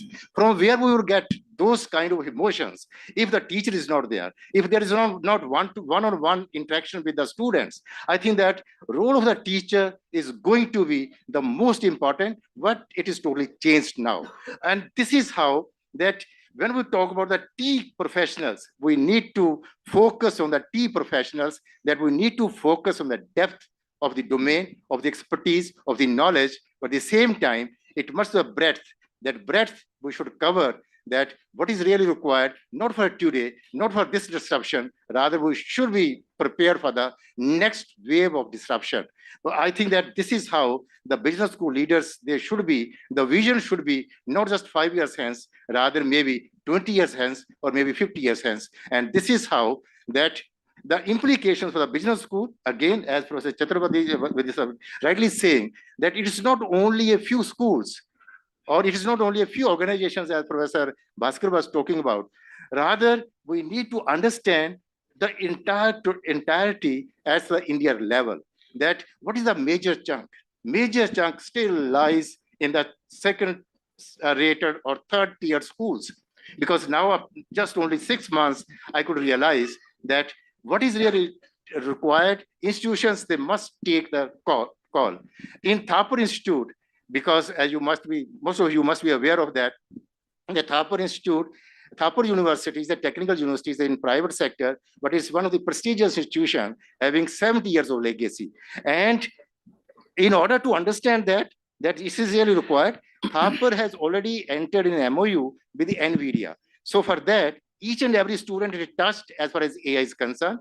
Each and every student is Goyal, given sir, minimum 3 courses. Can I? Yeah, No, I want to ask something very specific. Yeah, sure. See, how at LM Thapar you've led IIM Shillong to great heights, but how specifically at LM Thapar, let's take curriculum as a component, and maybe in 30 seconds or 1 minute, if you can please share, how are you trying to reimagine your curriculum for the new world that we're talking about? Yeah. How are you integrating AI Yes. in your curriculum? Let's just conclude Because with as that. I was just also mentioning that it's not only one of the few electives which would have help. Right. Rather, each and every course must be ingrained as far as AI is concerned, as far as technology is concerned. So this is how that we are reimagining that MBA curriculum per se must have components in each and every course. So this So every course should have a AI component, and it should get rolled out. Is that already been done, or are you doing it? Yes, It's we've done. already done, and Right. we are Sure. I think that doing very well as far as this kind of course curriculum as delivery is concerned. Wonderful. And faculty delivers it, or is it experts? Yeah, as far as the faculty is concerned, again, we are training the faculty. We are sending it to various countries, US and UK, and also in Singapore. So faculty is also being trained, because one is the student touch point, that each and every student. So faculty training is being done parallelly. Being trained there. Wonderful, wonderful, great. Thank you so much, Rai Saab. If you could please talk about all of them or any one of them. You know, how do you look at competencies? How do you look at curriculum, pedagogy, assessments, or anything else that you look at as a core? You know, we'll have to understand what is our job as an institution. What is our job? Are we delivering a formal education, or we are running some training program? Because when you talk of competency, the comprehension of the term competency has 3 components: knowledge, skill, and motive. So if we are genuinely a management institution, we essentially are supposed to develop competency rather than merely confining ourselves only on imparting certain skill, which primarily is a training program's job. Now, in our knowledge part of competency, skill part of competency, and motive part of competency, technology essentially has to come in. When we talk of technology, as I said, we normally assume it to be information technology. So information technology component essentially has got to come in. And I still emphasize that it has always been there and it will always be there. So in yesteryears, it has had some other form. Today, we are too obsessed with the term called artificial intelligence. Tomorrow, it is certainly going to be in some other form. So that essentially is going to be part of it. Now, say for example, it has got to be function and discipline customization as well. Like for example, in a domain of finance or marketing, my fellow colleague was referring to fintech or other things. Even in marketing research, technology components are IT component led by artificial intelligence tools are gradually increasing. But when we talk of, say the concept of strategy or business policy, probably there a deeper comprehension of the conceptions are carry greater weight. Now, so one size fit all principle will not be there applicable across discipline. That degree of customization essentially lies with the institute, because primarily we are an educational institution. We are not a placement agency who enroll some people, train them into certain skill and send them. We are supposed to prepare decision makers for future. And if we get a student at the age of, in an age bracket of 20 to 25, 28, we are making them ready to face the challenges for coming 40 years. And in coming 40 years, the dynamics will be so huge that not just in terms of information technology tool, but also in terms of the entire world ecosystem, global ecosystem, that is going to change, be it politics or economy or currency or financial structure or anything. So we are going to make them ready to take these changes in their stride, develop themselves for the future decision making, so that they ensure sustenance of whatever assignment they are at, be it corporate, society, or countries, administration, or any other form. So our job is to prepare them, make them future ready. If artificial intelligence tools are to be taken into stride, they are to be taken like many of the institutions, not just IIMs, but also other rung institutions are also taking them in their stride, making those customizations done. So be it digitalization of the system in the institution. Even before this assignment, I was with a state university. I used to run that. High degree of digitalization of the entire previous records and resources and other things that has been done. So that is being done. Information technology tools application in specific context of business decision making, all these tools are essentially to be taken into stride from curriculum, pedagogy, and also assessment. Thank you so much. I think you've made a very important perspective shift. You've talked about that we are into the competency building business, not a training business. And that's a very important thing to consider parallelly, because short-term skills versus lifelong career learning, that's a very important point. So organizers have given me a very tough job. I must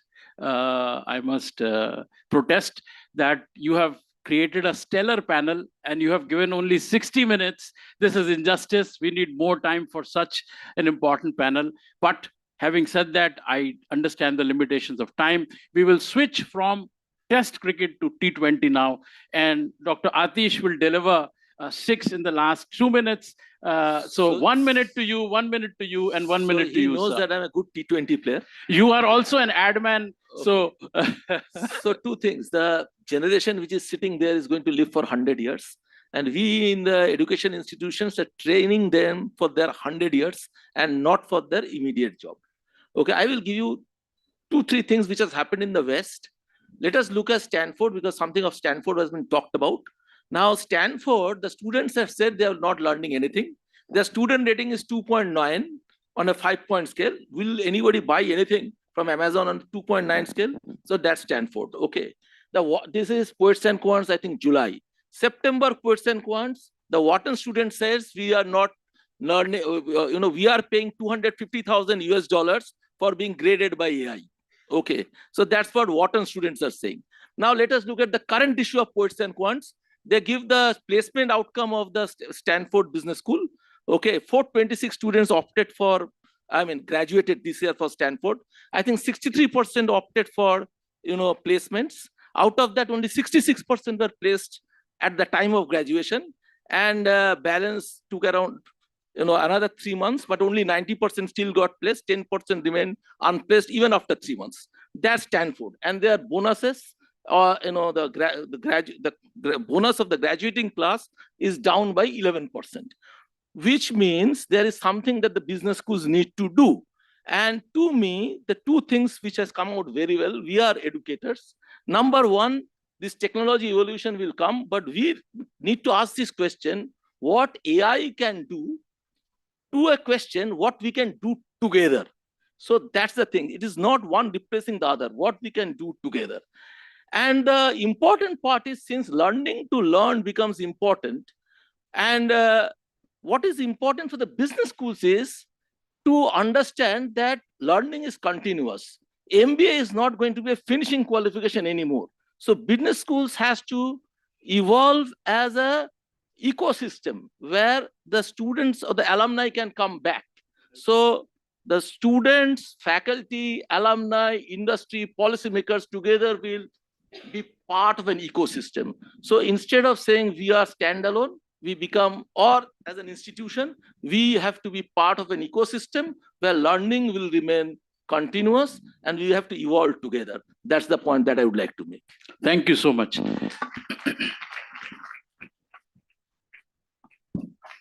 Okay. So about competencies, I think quality like a thinking professional, a team player, a responsible professional, and few more, but three things will summarize what we expect from any graduate from B school, good B school. So thinking professional, thinking man, team player, and a very responsible, sensitive professional. Three attributes, they were there yesterday, they are relevant today, they'll remain relevant tomorrow also. So about competencies, I see not much change. Curriculum, there'll be drastic overhaul.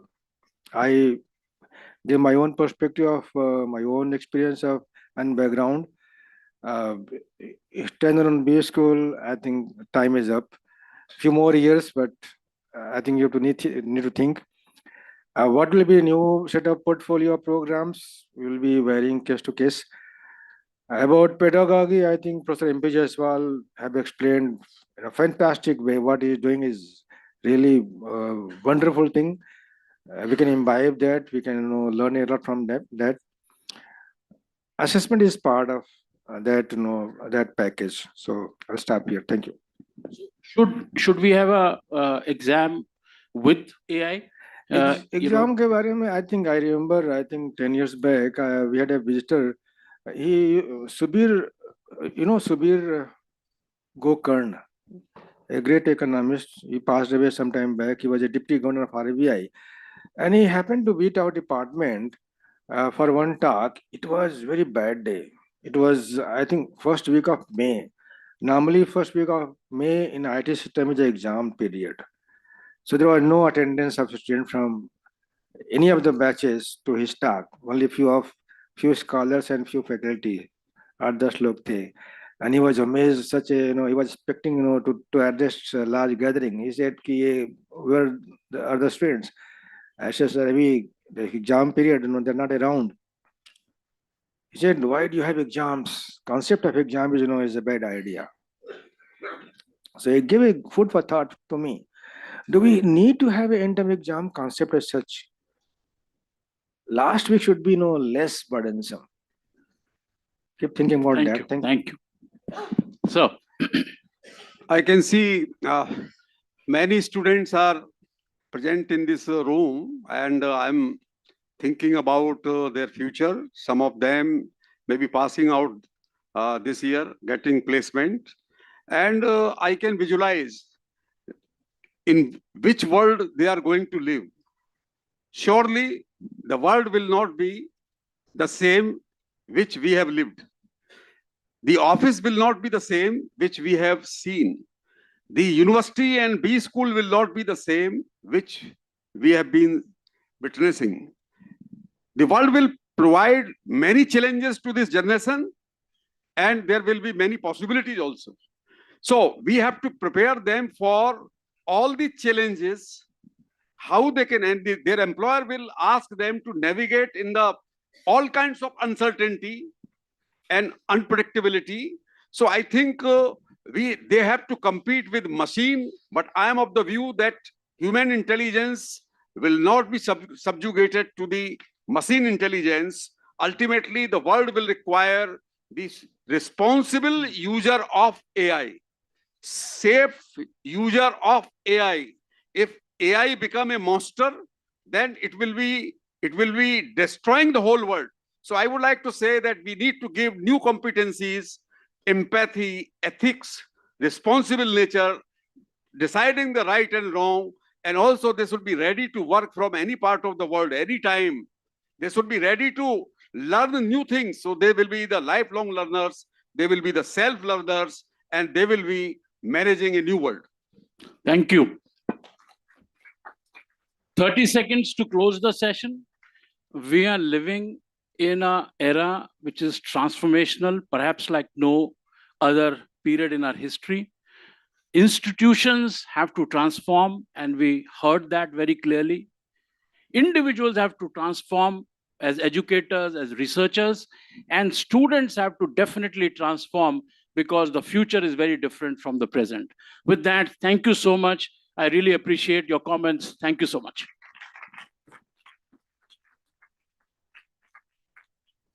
Thank you. Thank you. And I understand Professor Alok Rai has to rush to the airport. So a token of thanks to Professor Rachana, Dean Academics, can you please come up? We'll first engage with Professor Rai, and then we'll proceed with the rest. Yes, please.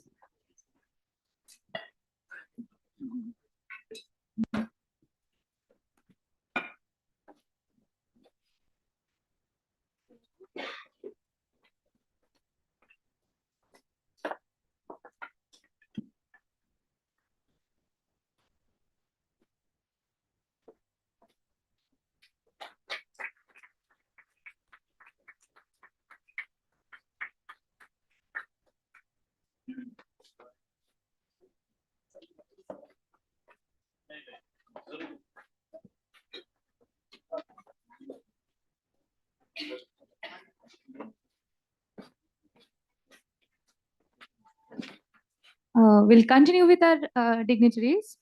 Professor MP Gupta.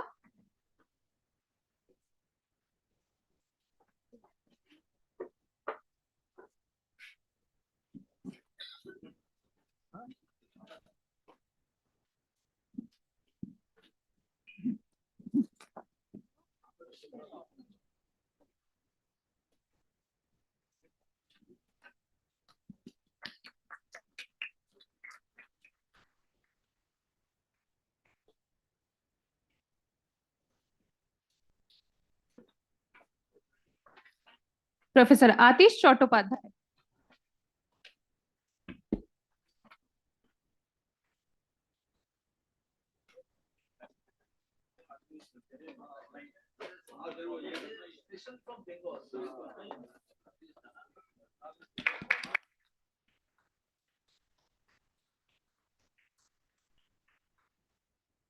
Professor Harivansh Chaturvedi.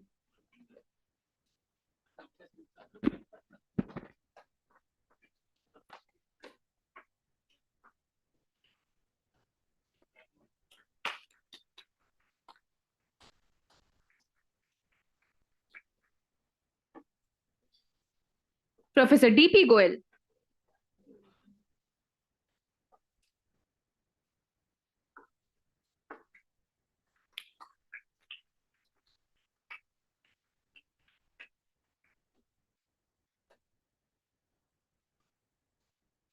Mr. Amit Agnihotri.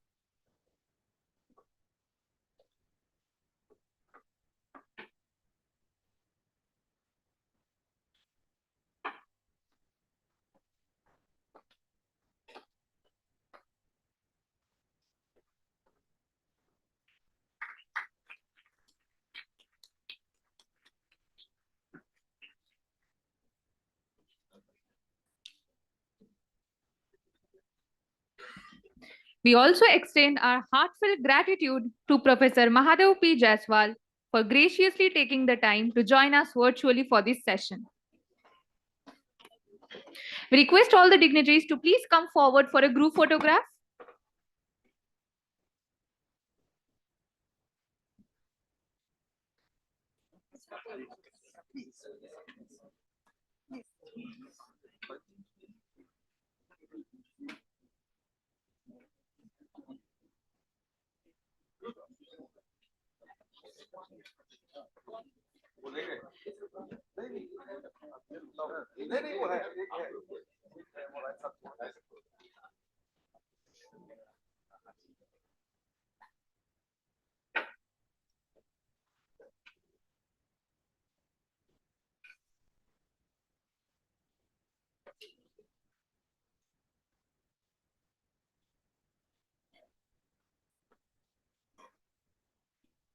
May I now request all the dignitaries to kindly join the audience.